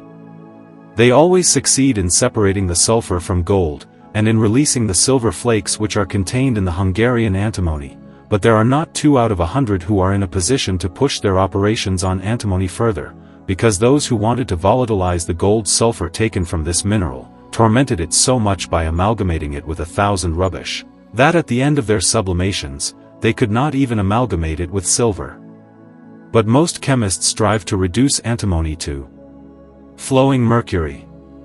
This secret is real, and very beautiful, but it is possessed by very few people. Those who worked with common arsenic succeeded in making red and white stones, while looking for ways to make gold. The marcasites and the mineral cinnabar have not been forgotten. Chemists have found a way to extract an admirable mercurial water. They cooked this water with gold leaf for several years, but they were never able to dissolve their gold, which remained intact, despite the torments they made it undergo.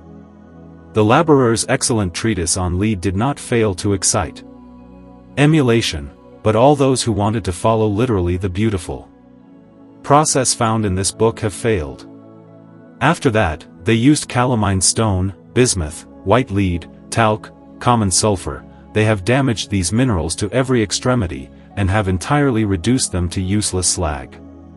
Of all the metals, there is none that has been exposed to such cruel vexations as common mercury.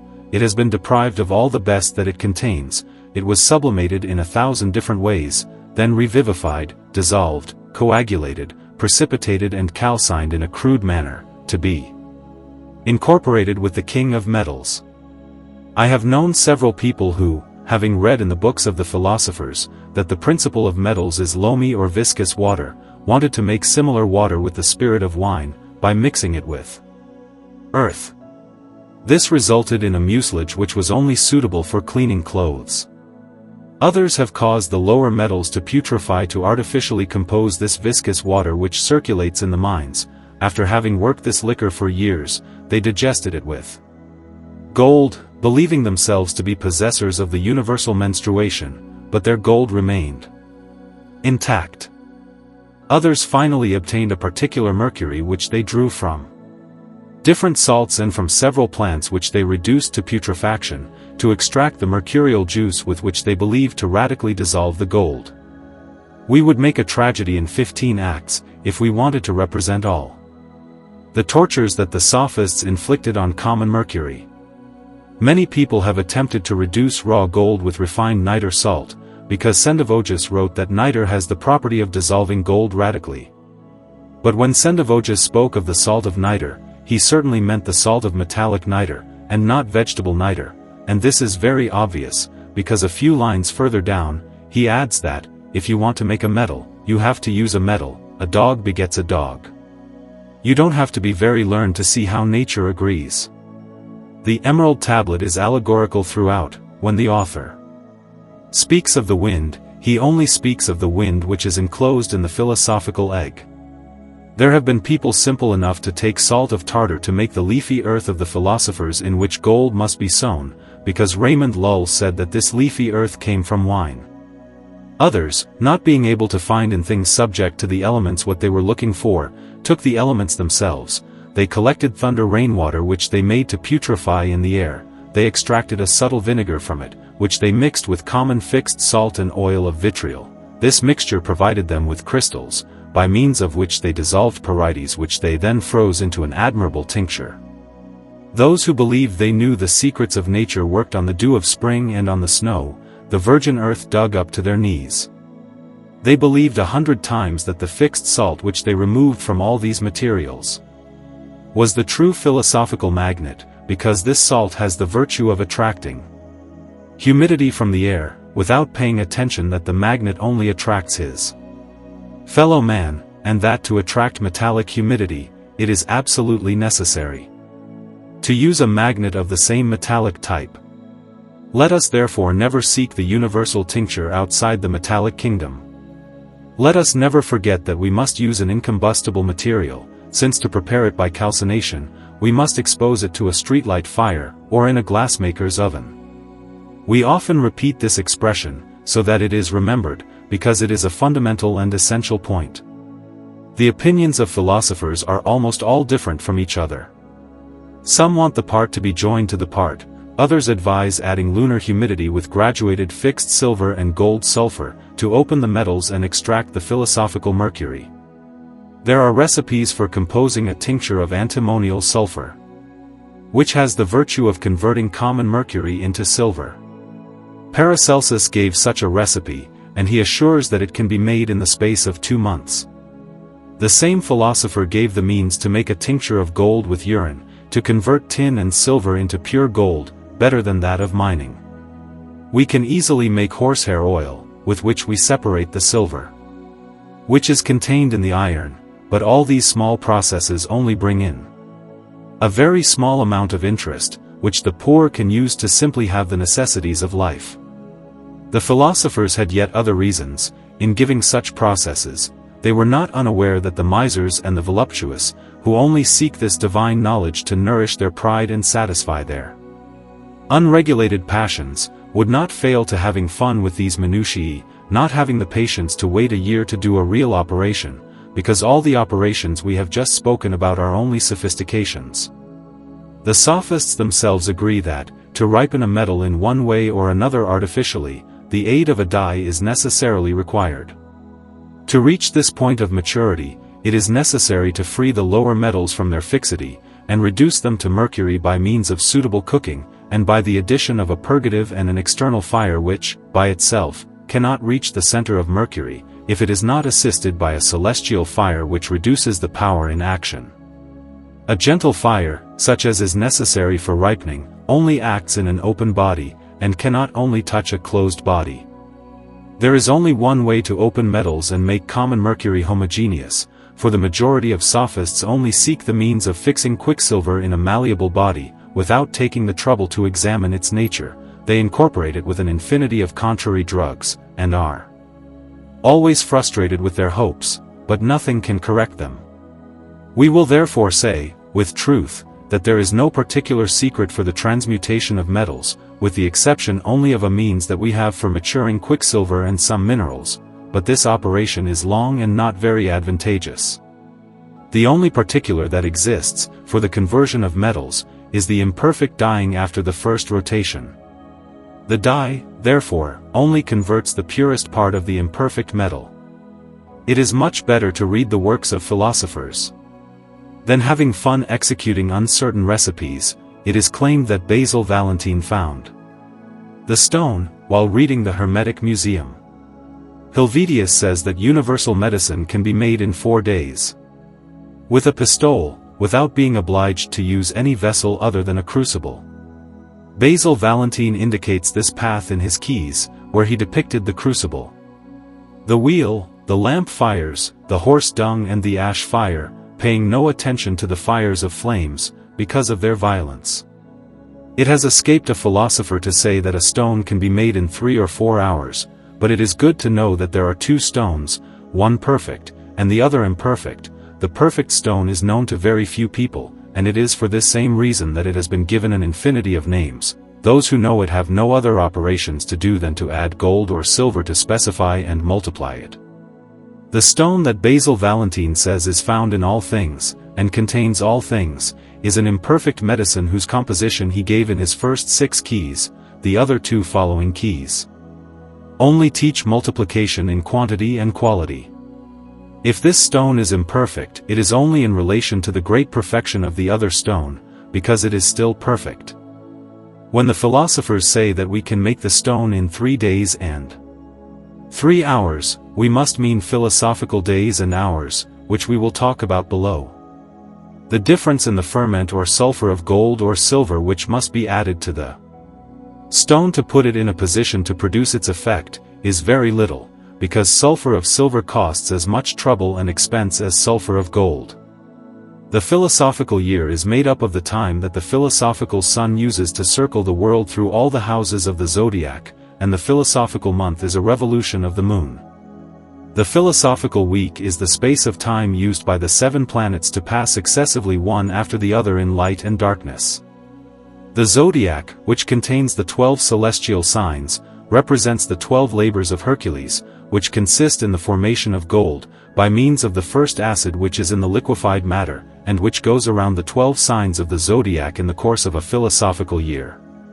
Silver is an alkali which, being in fusion, travels through all matter, and marries his brother with gold, in the philosophical egg, during putrefaction which lasts about a month.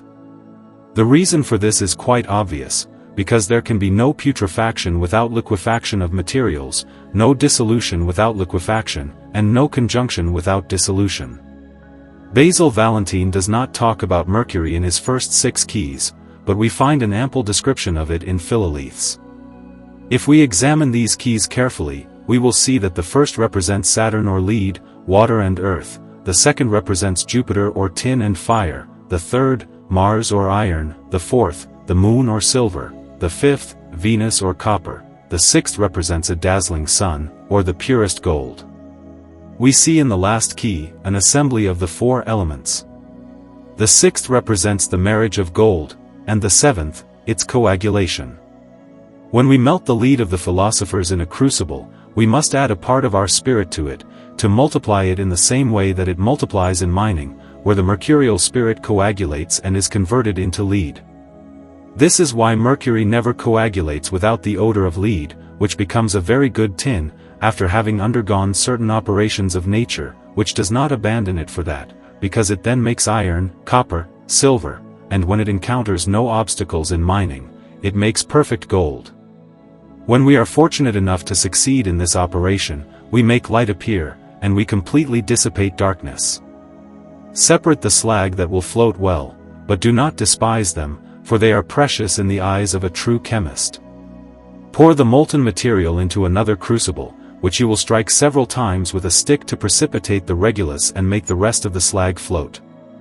If you are a little intelligent, you will see the philosophical daylight appear, the star which sheds a celestial light, which proves the existence of a heaven which we cannot see with the eyes of the body. We find the description of the lead of the philosophers in Ovid's Metamorphoses. This metal contains all the other metals in confusion, and they can be easily separated by fusion. It is obvious that a crucible, and not a glass vase, is needed to make the first preparation or calcination of the philosopher's lead. It takes a violent fire, and an intelligent person to direct it, and when matter is converted into philosophical mercury, it is necessary to introduce an innate agent, to make him develop externally what he contains within himself. When you are a little more advanced in philosophy, you will know easily determine the fire levels you need to use. You will see that philosophical operations are very different from those of vulgar chemistry. If you know how to explain the riddles of Hermes well, when he says, "Bring down the things that are above, and bring up those that are below," if you know how to explain all these enigmas well, I say, you are not far from the truth. Continue the same path, pray, work, and you will be rewarded. Melt everything that the philosopher's lead will give you. You will be careful to collect the slag that will come out during the fusion. You will see everything that is above and everything that is below. You will see the doves of Diana, of which Philoleths speaks, and if you have a slightly attentive ear, you will hear the song of the swans swimming in a deep pond, where many imprudent and clumsy chemists have drowned.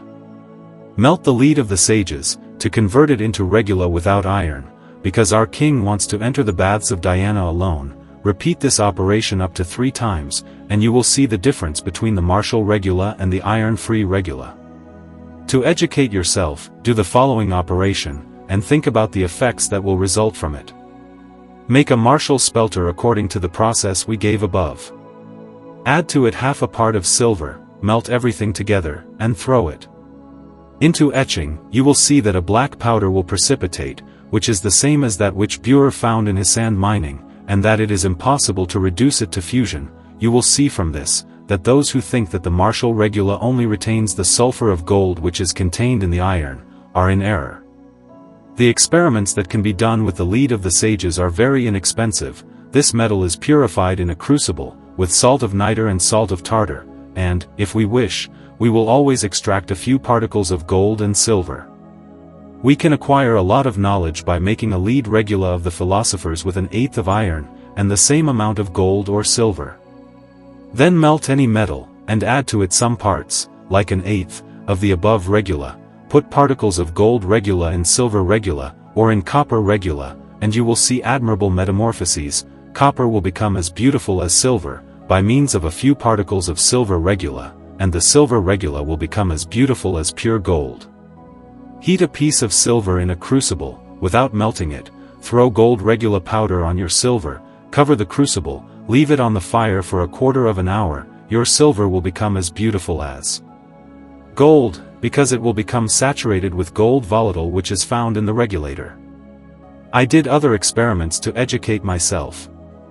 I melted lead which had been, for a century, at least, at the top of a house. I threw a few pieces of gold regula into this lead, and I saw admirable things. I kept it molten for 2 hours.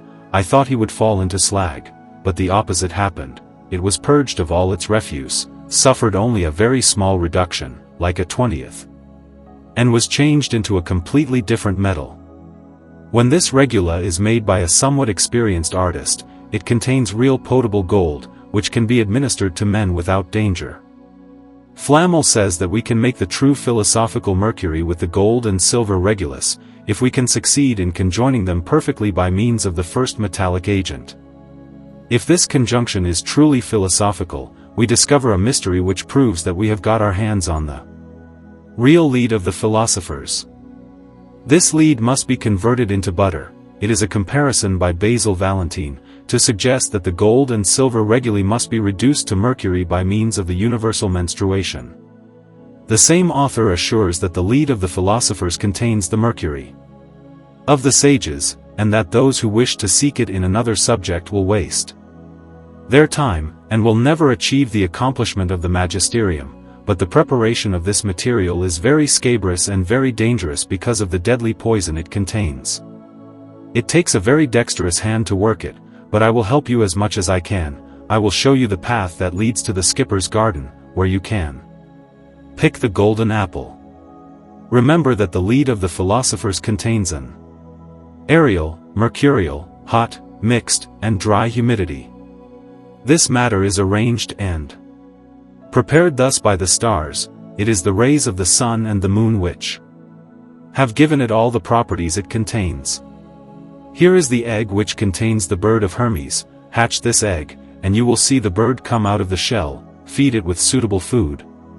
Take care to enclose it in a good cage. You will see it grow visibly, and hear him sing.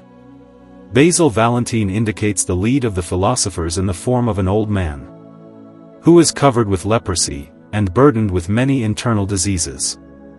This material will never provide the slightest advantage to those who want to use it in this state. It is absolutely necessary to strip it of all the rubbish with which it is covered, and to purify it well by the fire of calcination with a violent fire. Those who claim to find in common mercury everything that is necessary for the magisterium are still far from the true goal. They are still unaware that the sulfur of the philosophers is this warm, humid, aerial, volatile, hermaphrodite spirit, that Ovid described under the name of acidic volatile alkali in his Metamorphoses, where we see that this hermaphrodite is the double mercury which contains the sulfur and salt of the philosophers, as well as the fixed alkali. All these things are found in the royal lead of the philosophers, but they are in confusion and mixed with an incredible quantity of heterogeneous materials which must be separated skillfully, and leave only the pure quintessence in which the gold is dissolved, to then be resurrected and clothed in the royal mantle, before to get out of the philosophical bath. Philosophical mercury settles, coagulates, precipitates, and is successively revived by means of suitable heat. Know what the philosophers mean when they say that their king must die. Philosophical death is the coagulation and fixation of matter, which becomes fixed, from the volatile that it was before. The king is volatile, you have to fix him and he will be dead, we must then resurrect him, so that he can ascend to heaven. This is absolutely necessary, because what is fixed cannot penetrate metals.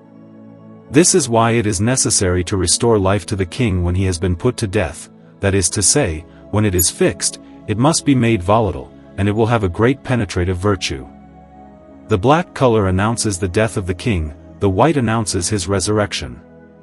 You currently know what the philosophers mean when they say that we must blacken and whiten. The white stole represents the angels, because of their wings and their volatile spirit.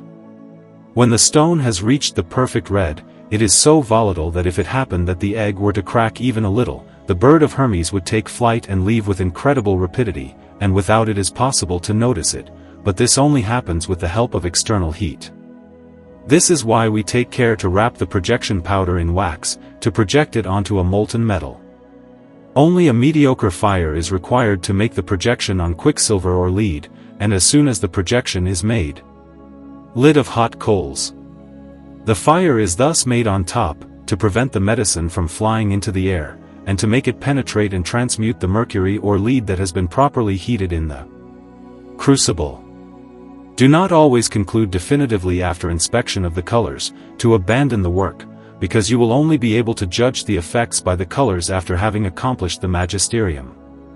When our earth is black, it must be washed with water, and it will become white with the help of the superior air, which is a celestial fire which will lead your matter to perfect red.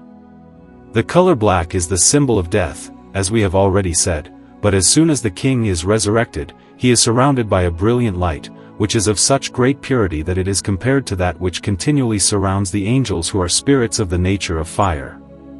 The smell of death or corpses is abominable and unbearable. The stinking smell of rotting stone announces its fixation, the sweet odor indicates volatilization, and the heat is the symbol of resurrection and life. The purer and warmer the air, the more pleasant the smell exhaled by the plants. The aromatic plants of Arabia receive their perfumes from the air of this country, where it is very pure. We imitate nature by means of art with simple digestion. It is impossible to enjoy good health naturally in all places where there is impure and unhealthy air. When human excrement leaves the body, it does not give off a pleasant odor, but after they have gone through putrefaction and fermentation, they acquire an odor very different from what they had before. It is impossible to achieve the accomplishment of the magisterium without using the double fire of which Basil Valentine and several other philosophers have given the description. The first is an earthly fire which is a fixed body, the other is a heavenly fire which is a volatile spirit. The latter fire is hotter than the sun, and the first is much less hot than this star. Chemists know several other fires, some are cold, others hot, and others are humid. The cold fire is mercury itself, which is volatile and female, the hot fire is sulphureous, fixed and male. We still know of other fires, some are internal, like those which are contained in matter, and which common chemists take for external fires. There are external fires, like those which will arrive at the end of the philosophical world, to carry out the test with the lead in the cup. Basil Valentine gives the quality of supreme judge to this fire, because of the elevation of Saturn above the other planets. The same philosopher also calls it the fire of Etna, and the fire of hell.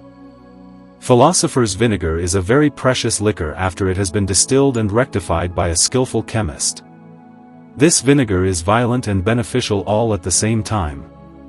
It has the virtue of quickly drawing the dye from coral and all metals, because it is composed with a material which contains the first fixed acid or sulfur, the first fixed alkali, which must be distilled with the spirit of wine of Saturn. This vinegar is drinkable after the fourth distillation, but it would be much better to use it to make universal medicine by cooking it with gold, than to lavish it by using it for other uses.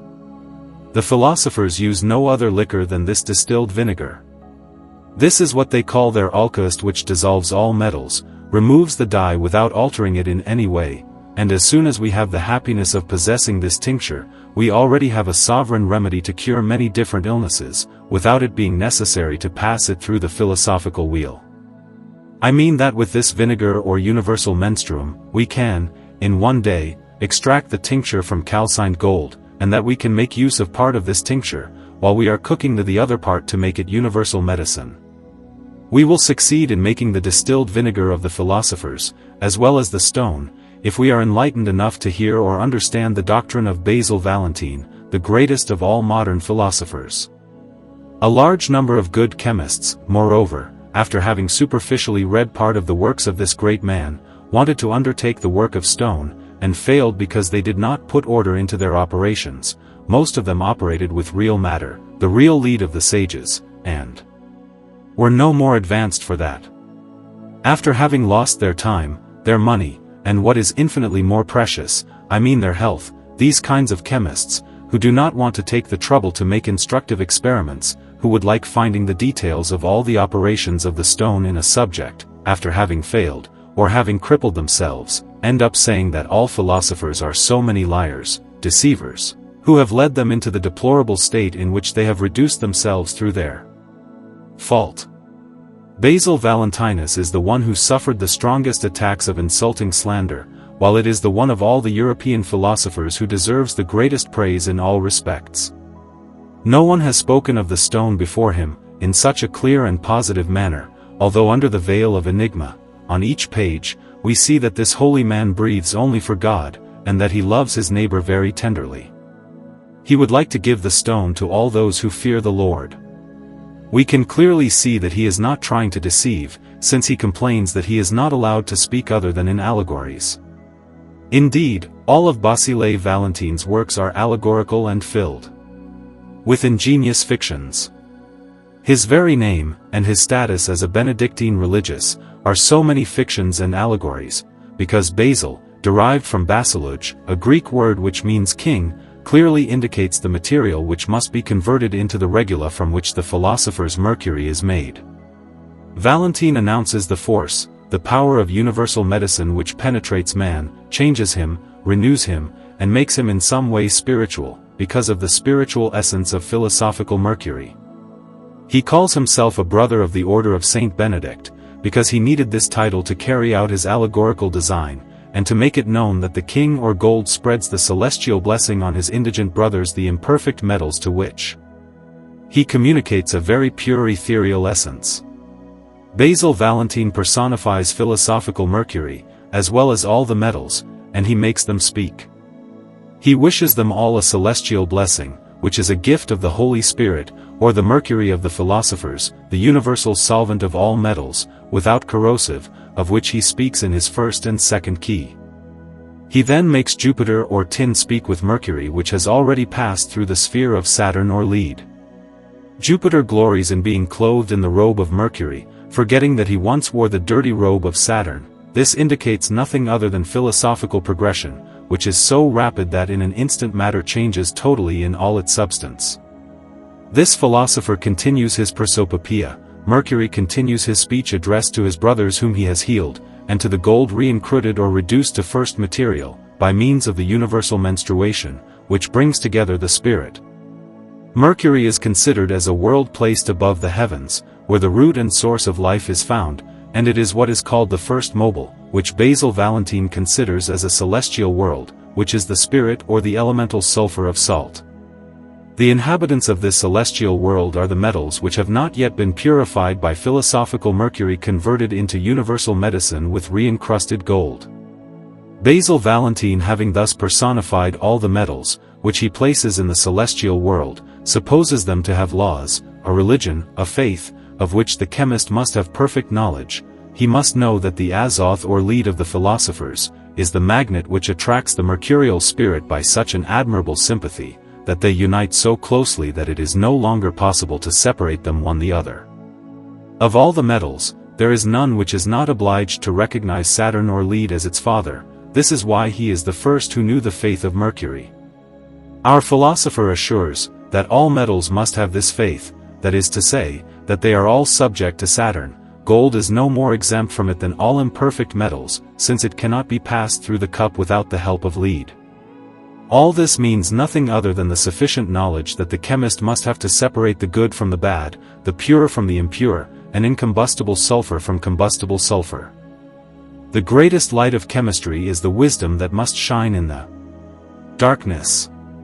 This wisdom is the celestial sulfur of which he speaks in the seventh key. God has granted the chemists great power in their heaven. It is easy to be convinced of this by examining their theology. The old man who preaches to the people represents Saturn or lead and the first metals. This old man is nothing other, in the sense of Basil Valentine, than the salt of the earth, which continually exhales a saline vapor which unites with mercury. We have already said that our philosopher had personified all metals. This is what we must not forget, if we want to explain the enigma well. All metals, especially imperfect ones, must be good theologians. They must not ignore anything concerning their faith, so that they are able to distinguish the mercurial spirit which is attracted to them by a martial magnet. Here is the mercury of the philosophers and their magnet, which is a steel capable of attracting the igneous spirit of the salt of the earth, and all that is necessary for it to be able to dissolve gold radically, and convert it into quintessence without alter it. This is the explanation of the fifth key. The sun that lights up the chemist's sky is igneous and volatile sulfur. There are many chemists who believe they have a perfect knowledge of metals, but there are very few who are not in error. Most attach themselves to copper to extract the dye, unaware that the sulfur in this metal is not fixed, and that it flies into the air as soon as it is on the fire. They flay this metal, and remove even the last bark, with contrary additions which attract its phlogiston to destroy it with corrosives. They sometimes even reach the heart of Venus, which they mercilessly put to death, by extinguishing its vital fire. Geber, Lib 2. Ch 14. Makes fun of all those who waste their time looking for ways to extract tincture from copper. When the philosophers say that gold must be opened to the heart, this means that it must be radically dissolved by means of philosophical mercury. What Basil Valentine calls the West is nothing other than revivified mercury, which rises again with a glorious body, but it must be decorated with an ornament taken from the southern part, that is to say, from gold sulfur, which has an infinity of properties. The seal of Hermes is the knowledge of the true mercury of the sages, because this mercury is the chancellor of Hermetic philosophy. The king's indigent brothers are, as we have already said, imperfect metals. I will abandon my treasures to help you, my very dear brothers, says the king, or gold, to imperfect metals. You are poor, because you have no fixed sulfur. I will give you all a crown of pure gold. The fire which heats indigent metals is nothing other than the fixed sulfur of gold reduced to saline quintessence. This sulfur must warm them without altering their minds. The thick clouds which rise in the philosophical egg during cooking are nothing other than the mercurial humidity which is disposed at the conjunction. These clouds are of great help in practice. They announce to the artist that he is on the right path. Basil Valentine made them known to us through obscure parables, but we will try to shed some light on it. When the philosophers speak of quicklime, in the practice of stone, we must not believe that they advise using quicklime, made with stones or pebbles. The lime they mention is a philosophical lime, which is nothing other than philosophically calcined gold, and of which only the spirit must be taken. Basil Valentine teaches the preparation of this lime in his fourth key. The spirit of this quicklime is the same thing as the spirit of the kneaded dragon. This is what we recognize in the second key, where we also see an eagle which represents mercury, this vinegar of the philosophers, alpha, omega, aleph and thou, quicklime, kneaded dragon, martial salt and its crystalline and igneous spirit reduced to liquor. The sulfur of Venus is the disciple of Mars, as we notice in the 11th key, where the author dwells a lot on the good offices that the planets render to metals. The third key contains a description of the purple cloak for the greatest king on earth. This color is produced by fire, after proper cooking. Purified common mercury may be compared to crystal for beauty, but the mercury of the philosophers is infinitely more brilliant than crystal, because it is taken from a very good metal, of which we only take the purest quintessence, which is as beautiful as a star after we have burned all the garbage surrounding Azoth when leaving the mine. After the igneous spirit of the kneaded dragon or quicklime has resolved the mercurial crystal into liquor, Saturn, who is colder than ice, coagulates this liquor, and at the same time cuts the wings of Mercury, the eyes of the crayfish. Like philosophical money, falls into dissolution, a short time later, by means of a benign heat. Philosophical silver is an alkali which has the virtue of dissolving stone in the bladder and calluses. It is at the same time a sovereign remedy to cure gout, even if it occurs, and many other diseases. If medicine knew this remedy, it would derive a much greater advantage than that of all the potable gold it possesses, because common chemists are ignorant of the true preparation of the gold they wish to dissolve. They can make potable gold, but they will never make philosophical potable gold, of which they can make imperfect metals swallow a drop. While they eagerly drink that which we present to them, they are satisfied with it, heal themselves of all their illnesses, and acquire perfect health. Philosophical drinking gold is prepared with philosophical mercury, from which only the purest spirit and quintessence are taken, which also serves to corporify the universal tincture. The corporeal part of gold is the fixed saline sulfur, which is reduced to spirit and water, which must be combined with the spirit of philosophical sulfur to make an incombustible oil, which cures all diseases of metals and minerals. Animals. The metallurgy of Basile Valentine focuses on the metals that exist in mining. The hospice of metals, in general, is in their damp radicle, which contains philosophical gold, the Martial magnet and its sulfur, which penetrates vulgar gold and reduces it to first matter. The three kingdoms, animal, vegetable and mineral, among the philosophers, are salt, sulfur and mercury. These three things enter into the composition of universal medicine. The soul of philosophical sulfur is united with gold, by means of the spirit of mercury. There is a true philosophical sulfur in all metals, without excluding a single one. Without this, it would not be possible to convert them into gold with universal medicine.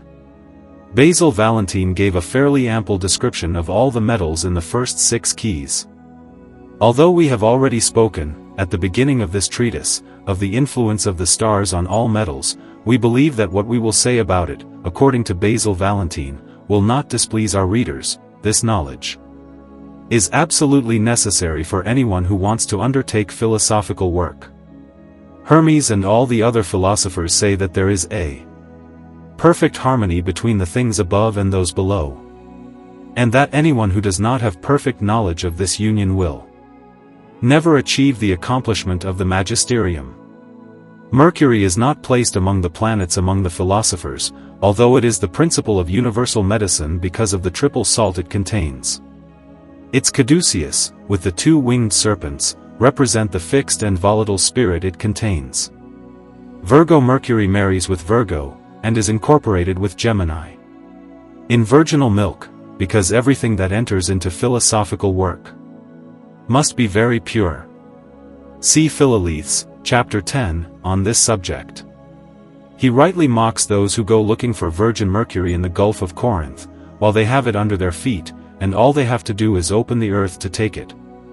It is no less ridiculous to see people looking for virgin soil at the bottom of muddy ponds.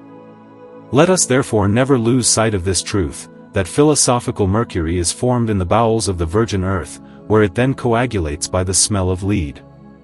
Gemini indicates the hermaphroditic nature of mercury, which contains the universal, sulphureous, volatile spirit, which coagulates as soon as it is conjoined with the spirit of the fixed salt of the earth. If this spirit of salt is pure, clear and transparent, it results in a crystal which hardens over time. Mercury is the material of stones as well as metals. Both come from the seed of mercury, which was coagulated by the lead vapor. Basil says that this coagulation must be called imprisonment. The cold which is found in the bowels of the earth is also one of the causes of this coagulation, according to Basile Valentine, and according to Sendivogius, all coagulation must be attributed to the internal heat of the earth. Let us grant these 2 great men.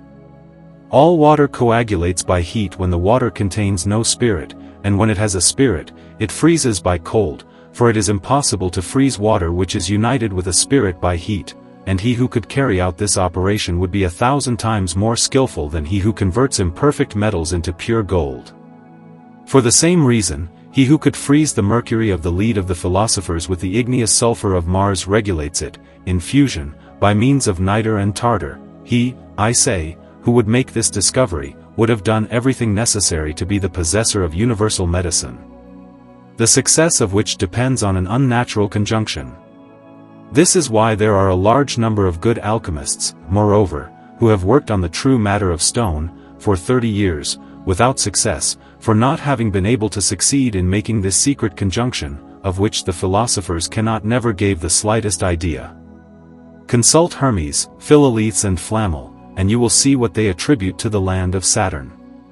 The first day of the year begins on the first night of winter. The age of man is only counted from the day of his birth. In the same way, the age of metals is not counted while quicksilver runs from side to side, but from the moment of its coagulation. Basil Valentine, in his first key, represents Saturn, or the lead of the philosophers, as the father of the first Mercury, which it contains in itself, and which is already coagulated. It is the first of metals, and therefore the principle of the stone of the sages. It is he who causes putrefaction, without which Mercury would not open, and could never receive the spirit of Mars. Saturn opens this passage with the scythe that the author of nature gave him. He cuts, with this instrument, all the impurities of the metals, separates all the combustible sulfur, and then causes the putrefaction which is indicated by the black color. The whiteness and purity attributed to Jupiter is nothing other than the aqueous humidity of Saturn, which dries up and destroys all the superfluities found in the material of the stone. Philosophers distinguish three fermentations. The first takes place when Mercury is animated by its sulfur, the second arrives when the animated Mercury is nourished by its salt, which is the red and green lion, which are joined by philosophical fermentation, of which Basil Valentine speaks, Pag. 275. The third fermentation consists of the resurrection of the king, or revivification of gold, which precedes the multiplication of the stone, which is obliged to ferment with gold or silver. This chemical fermentation is attributed to Jupiter, and it is entirely aerial. The first fixation of Jupiter is indicated by the first whiteness that appears.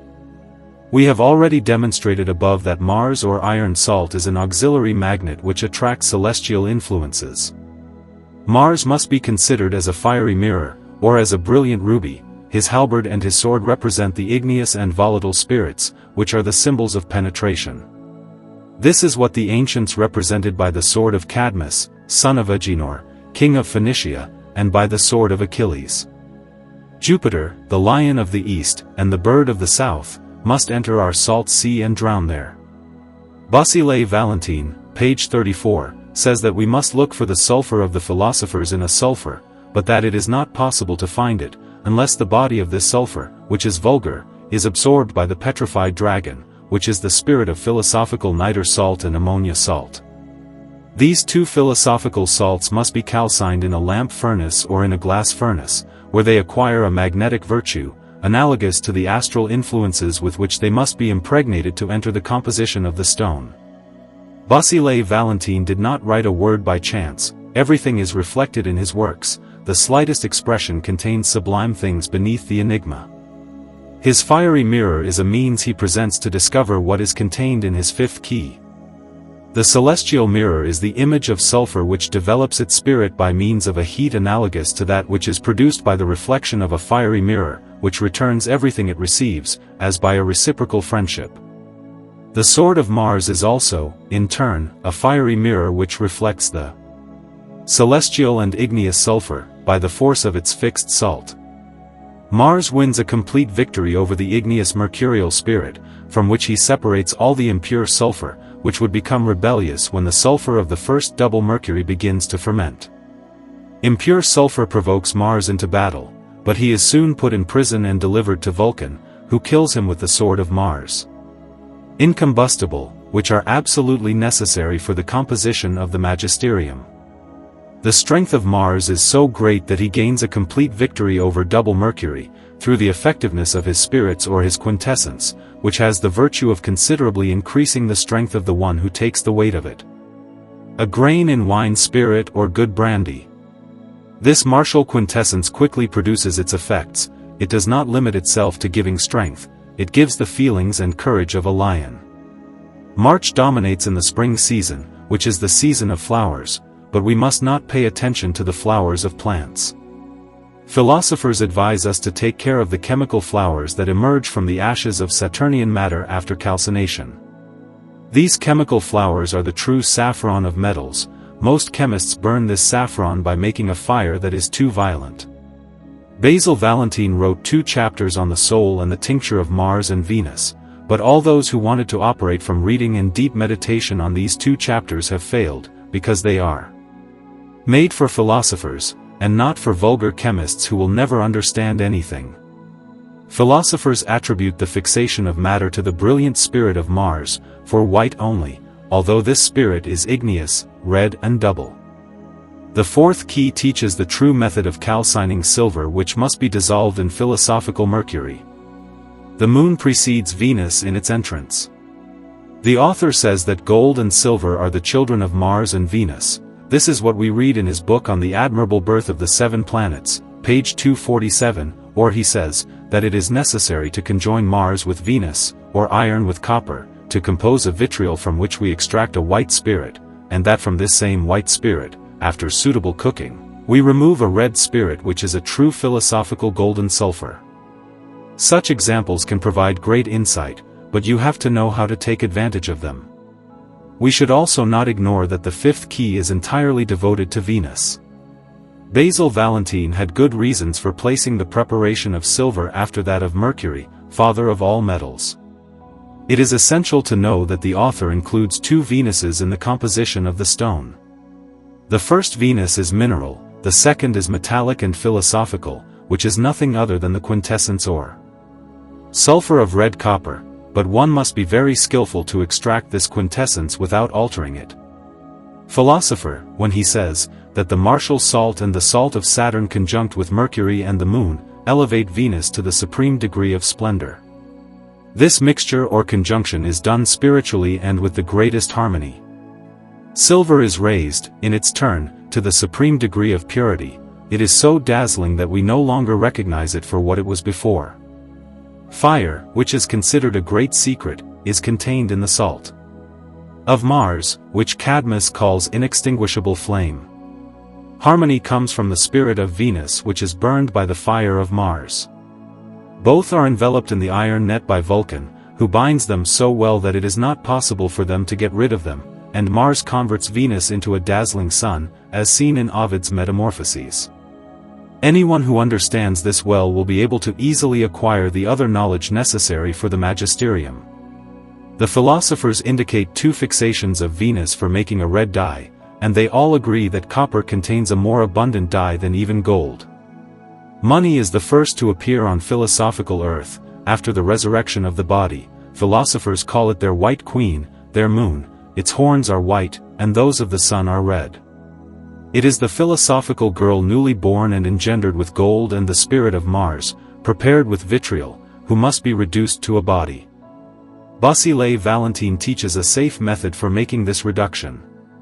The celestial sign of the moon, or silver, is Virgo, which converts Mercury into pure silver, but it must undergo many operations to put it in a position to enter the composition of the magisterium.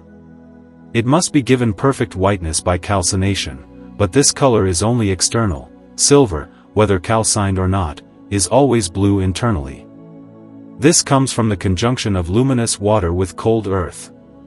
If you join calcined gold with silver, prepared as above, and the lion impetuously throws himself into the breast of the Virgin, carry out a suitable digestion, and you will see that the silver will become more beautiful than gold itself, into whose nature it will be converted. This admirable graduation is done by means of vitriol or Venus, which gives its purple coat to silver, which receives this ornament by the addition of the sulfur of Mars, when it is not yet fixed, but to make this graduation stable, it is necessary to bring into play the sulfur of Saturn or the lead of the sages. This is the real method that must be followed to graduate money. This in 2 words is what the sophists were never able to say in their folio volumes.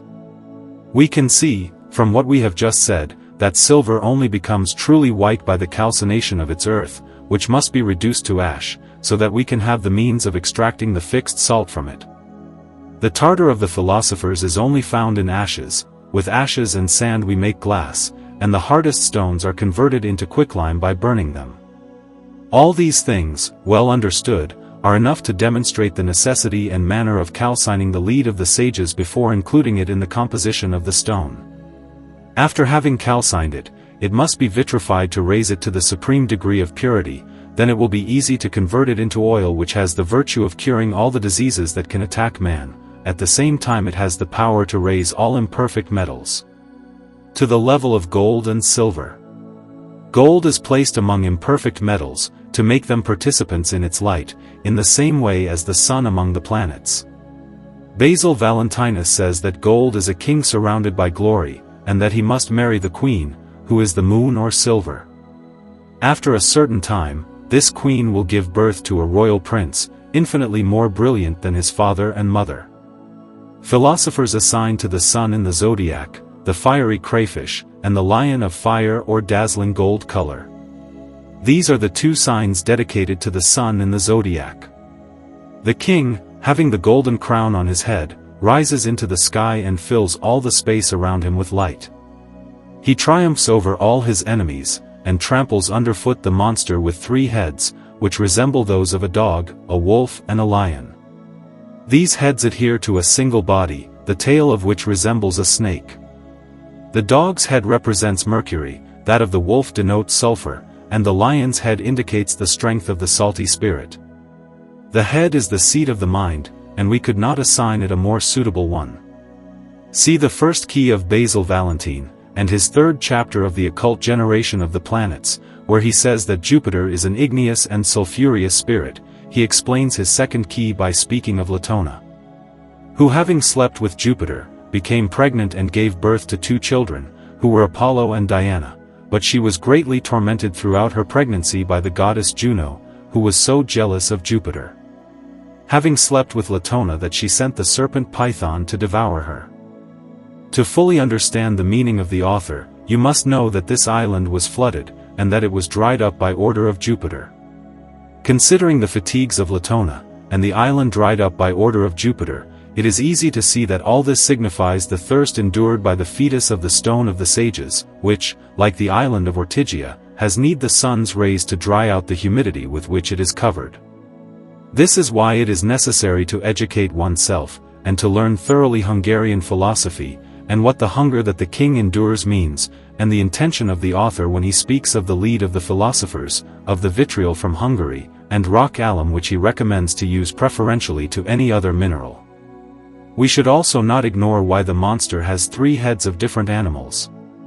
It is easy to learn thoroughly about everything that concerns the dog, the wolf and the lion, by consulting Ovid's Metamorphoses, the Greek, Phoenician and Egyptian fables, which are excellent treatises on chemistry.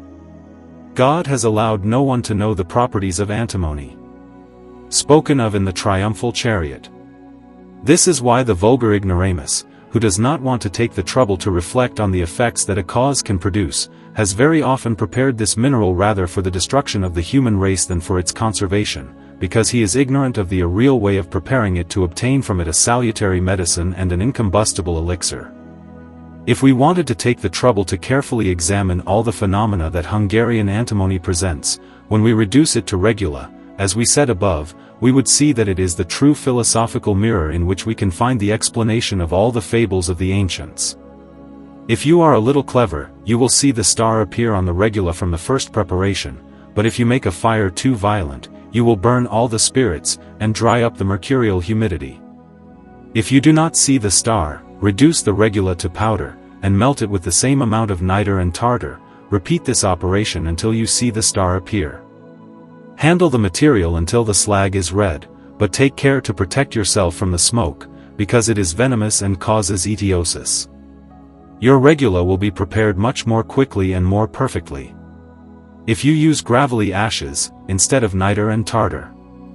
The Hungarian antimony thus prepared contains a precious mercury, but this mercury is frozen. Make the star disappear in due time, and you will have a mercury which externally resembles the mercury of the philosophers, which is composed of spirit of sulfur and salt joined together, that is to say, a union of the principle and the end, of which it is easier to denote, obtain potable gold, than mineral gold. Basil Valentine, in his first book of the Universal World, teaches the means of making this conjunction in a very short time. Dissolve, he says, the spirit of raw mercury with gentle heat, and the sulfur will be attracted as with a magnet. This sulfur is found in the earth, and the salt is drawn from the mercurial spirit, as with its natural magnet.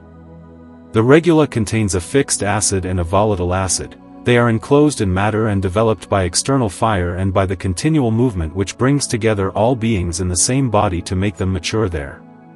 What we have just said about the regula of martial antimony must be sufficient for enlightened people to be able to derive a real advantage from it, but you must read everything we have said about it, and not decide to carry out an operation after reading an article.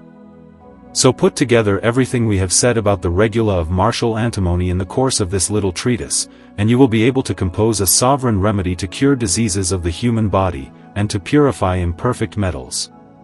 Philosophers know two dragons which are of a different nature.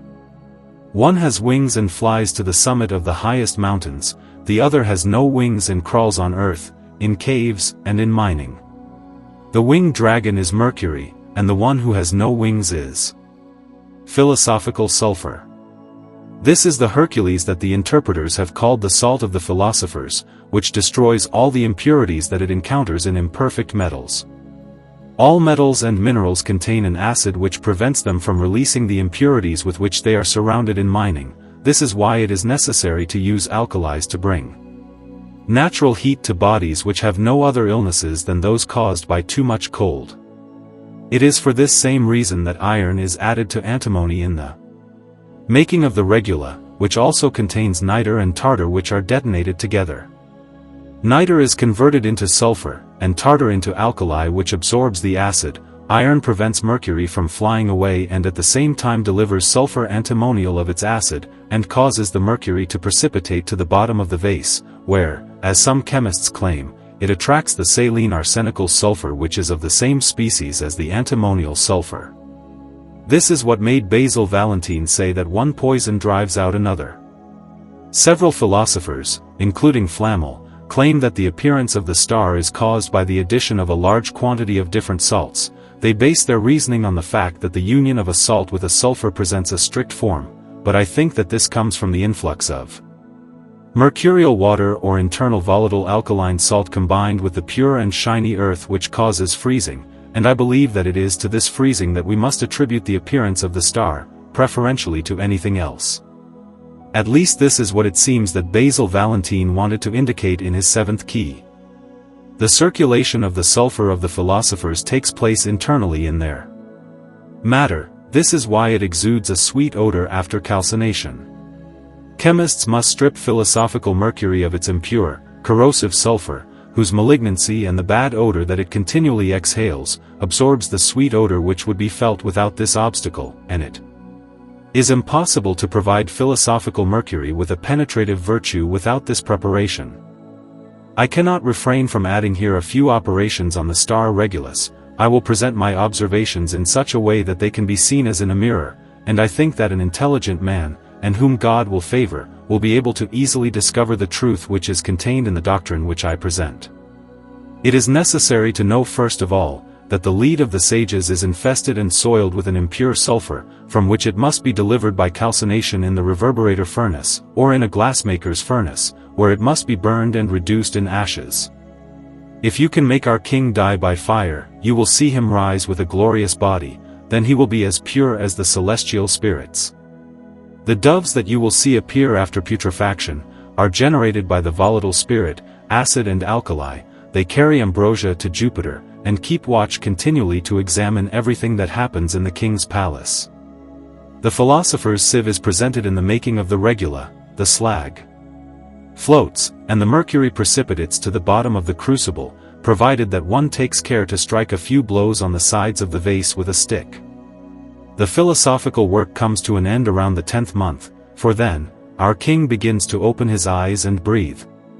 This is the philosophical year. The 4 seasons of the philosophical year are usually called hour, day, month, and solar year. The lunar month of the philosophers is made up of 4 weeks relative to the course of Venus in the sky. The darkness lasts about 40 days, at the end of which we see the light appear. All our operations must be regulated, they only have one time, and there is only one job, as soon as the entrance to the king's palace is closed. The regula must be composed on a full moon and in the appropriate season. This is the way of the ancient philosophers, by means of metallic spirits. The Hercules of the philosophers is a salt born from an acidic father and an alkaline mother. The Pluto of the philosophers is the philosophical land, their Neptune is the fixed alkali salt, and Mercury, or the volatile alkali salt, their Phoebus is the incombustible sulfur which resisted the fusion fire during the preparatory calcination. It seems that Homer and Pythagoras are the only ones who received knowledge of stone from the Egyptians. Jason, son of Esson and Polymele, was the hero of philosophy. The victories that this prince was obliged to win to recover his kingdom, his travels to the mountains of Liburnia, which today we call Croatia, his navigation on the Adriatic Sea, his love affair with Cruz, daughter of the king of Corinth, all these adventures represent nothing other than the different operations of the Hermetic magisterium. We can see the story of Jason in Ovid's Metamorphoses, where it is found in its entirety. The interior parts of our stone are very pure, but we must separate the exterior parts, which are impure and heterogeneous. The stone of the sages is the daughter of fire, the philosophical land, which we call Latona, contains gold and silver which can only come into being through fire. The sweet odor that our material exudes in chemical operations is certain proof that it has reached the supreme degree of purity. Our panacea is the daughter of Aesculapius. Metal sulfurs contain an acid as does oak. The refreshing broths of Jupiter are lightning and the volatile triple spirit. Gold will never have any power over inferior metals until it has lost its solidity. Gold and silver must be made volatile, to be able to penetrate the lower metals. The form of the philosophical tincture, at the beginning of the operation, is similar to that of flowing mercury, and when the operation is finished, the material must be reduced to a gummy powder. Quicksilver only acts on itself, and if we want it to have the virtue of acting on other lower bodies, we must animate it with an internal agent. Quicksilver can dissolve metals when it has been prepared for this purpose. And it increases in the dissolution after which it is passed through the chamois with the metals. Philosophical mercury is composed only of a pure, metallic salt, and a sulfur mixed with metallic embryos. Marcasite and antimony are bodies filled with metallic salts. We recognize this truth after we have dissolved it. The igneous agent is in iron, and the resolving salt is in the lead of the philosophers. The salt and sulfur of the metals are found in the regula, the mixture of which makes the true mercury of the philosophers. It is necessary to carefully preserve the metallic embryos which are found in the sulfur of metals. The medical virtue of metals consists of their sulfur, after it has been purged of its arsenical parts. Philosophical mercury contains aqueous and terrestrial parts from which it must be delivered before conjoining with our gold. So dissolve our mercury in its spirit, filter the dissolution according to art, put it in a well-wrought matra, distill with a slow fire, and you will have the true philosophical mercury purged of all its heterogeneous parts, and without this purgation, it is impossible to derive the slightest advantage from it, because if we do not separate this rubbish, it will never combine with our gold. Without this conjunction, there will never be putrefaction, and without putrefaction, there will never be philosophical generation. When we notice that the spirit is rising in the egg, and that it is not settling with the matter in the time when it should settle, we must reduce the fire for 3 or 4 days, at most. You will see that the spirit will descend to the earth, and that it will settle there. Then you will return the fire to the same degree where it was before, and you will leave it like this until the material has reached the perfect red. Raymond Lull says that he who does not convert our stone into oil does nothing. This oil from our stone reduces gold to its first material within 30 days, in a lukewarm bath. Flamel says that when the stone reached red, for the first time, we must understand an ounce that we incorporate with 8 ounces of philosophical mercury, in which we must have dissolved an ounce of vulgar gold, well calcined. This mixture of an ounce of perfect medicine, with 8 ounces of philosophical mercury, and 1 ounce of gold is what philosophers call their milk with which they nourish the philosophical child. Everything must be well ground in a glass mortar. We then put it in a well-battered matra, and cook it until it has reached the perfect red. This is the food of the philosophical child, or the material prepared to multiply the stone to infinity. Philosophers have never explained these later operations in such a clear, so intelligible manner. I hope that you will benefit from it, and that you will be grateful to me for having been less reserved than my predecessors. I have discovered to you all the most secret manipulations, I have described the matter enough for you to know it easily, and despite this, I long to provide you with greater insight, but I am forbidden to cross certain limits for the present. Remember that you need a martial and antimonial sulfur to make the mercury of the philosophers, and that you will never achieve the accomplishment of the magisterium, except by making a regula mixed with two substances, one sulphurous and one other arsenical. Great obstacles are encountered in the separation of the antimony martial regulus, but we must learn to overcome them by a resolutive method. You must know how to convert the regula into mercury, which is precipitated to make the horizontal gold and sulfur of the philosophers, which must then be converted into a gummy and fixed powder, to give it a penetrative virtue. This is the true and only way to enhance the dye, and to give it the strength to enter metallic bodies. This powder can be precipitated to resolve it into common gold, but if we wanted to carry out this operation, a third of the powder would evaporate and be entirely lost. This is the feeling of Stuart and Comake, who cites this example in his second book of Properties of Antimony, where he says that gold and silver obtained from antimony can be converted into mercury, by the means of antimony quicksilver, which we cannot do with common gold and silver, because these supposedly perfect metals, taken from antimony, do not have all the fixity that we want to attribute it to them. This is why it often happens, after a lot of work, that we only find gold after looking for the projection powder, using other metals. The length and brevity of the operation depend on the preparation of the ferment, because if the gold is indeed volatilized, the regula is easily converted into mercury, by means of the two doves of Diana, which are contained in the first salt, which destroys arsenical impurities, and brings out the mercury which has the virtue of dissolving all metals, and converting them into a mercury which coagulates easily on digestion, provided that the arsenical sulfur is separated from it. By this means, one can strike philosophical gold, and this is what we call abbreviation in favor of the poor. We have already spoken several times about the slag which floats during the making of the regula, and we still recommend taking great care of it. Boil them in rainwater, which you will filter and evaporate. To extract a precious salt, after having thus leached this slag, you will calcine it in a crucible, adding a few pieces of common sulfur.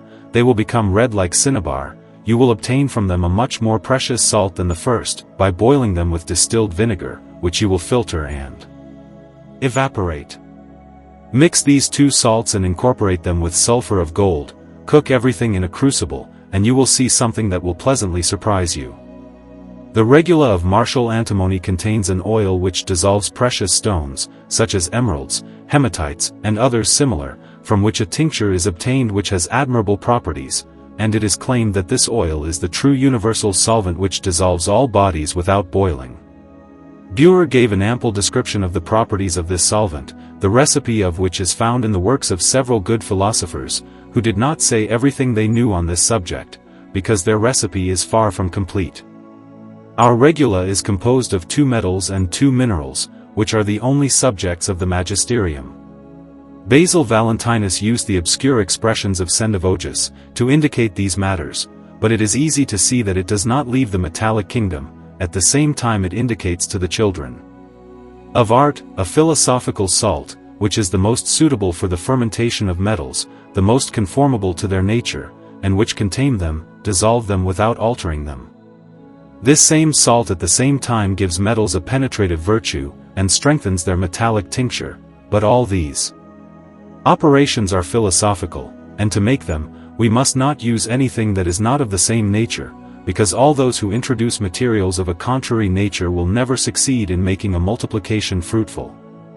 There are only 2 sure ways to destroy metals and collect their internal souls, according to Geber. We purify, we kill, we resurrect metals with metals, and we spiritualize them. When stripped of all their earthliness, they become philosophical living gold and silver, to vivify imperfect metals, and renew and preserve the human body. Here is some of the marvelous effects that can be achieved with this celestial and spiritual salt, by means of which from a vile, corporeal and earthly thing, we make a pure spirit which, by a magnetic virtue, attracts the spirit of the gold and silver to transmit it into other lower metallic bodies, to illuminate and transmute them.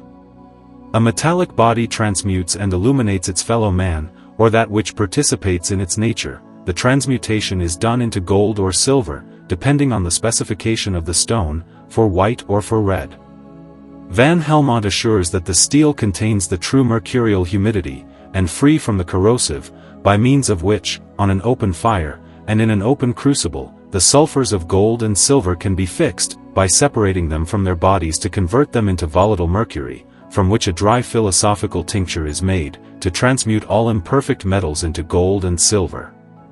All good artists know the quality of a metal by the color it gives off when it is in the fire, and they know how to regulate their operations accordingly.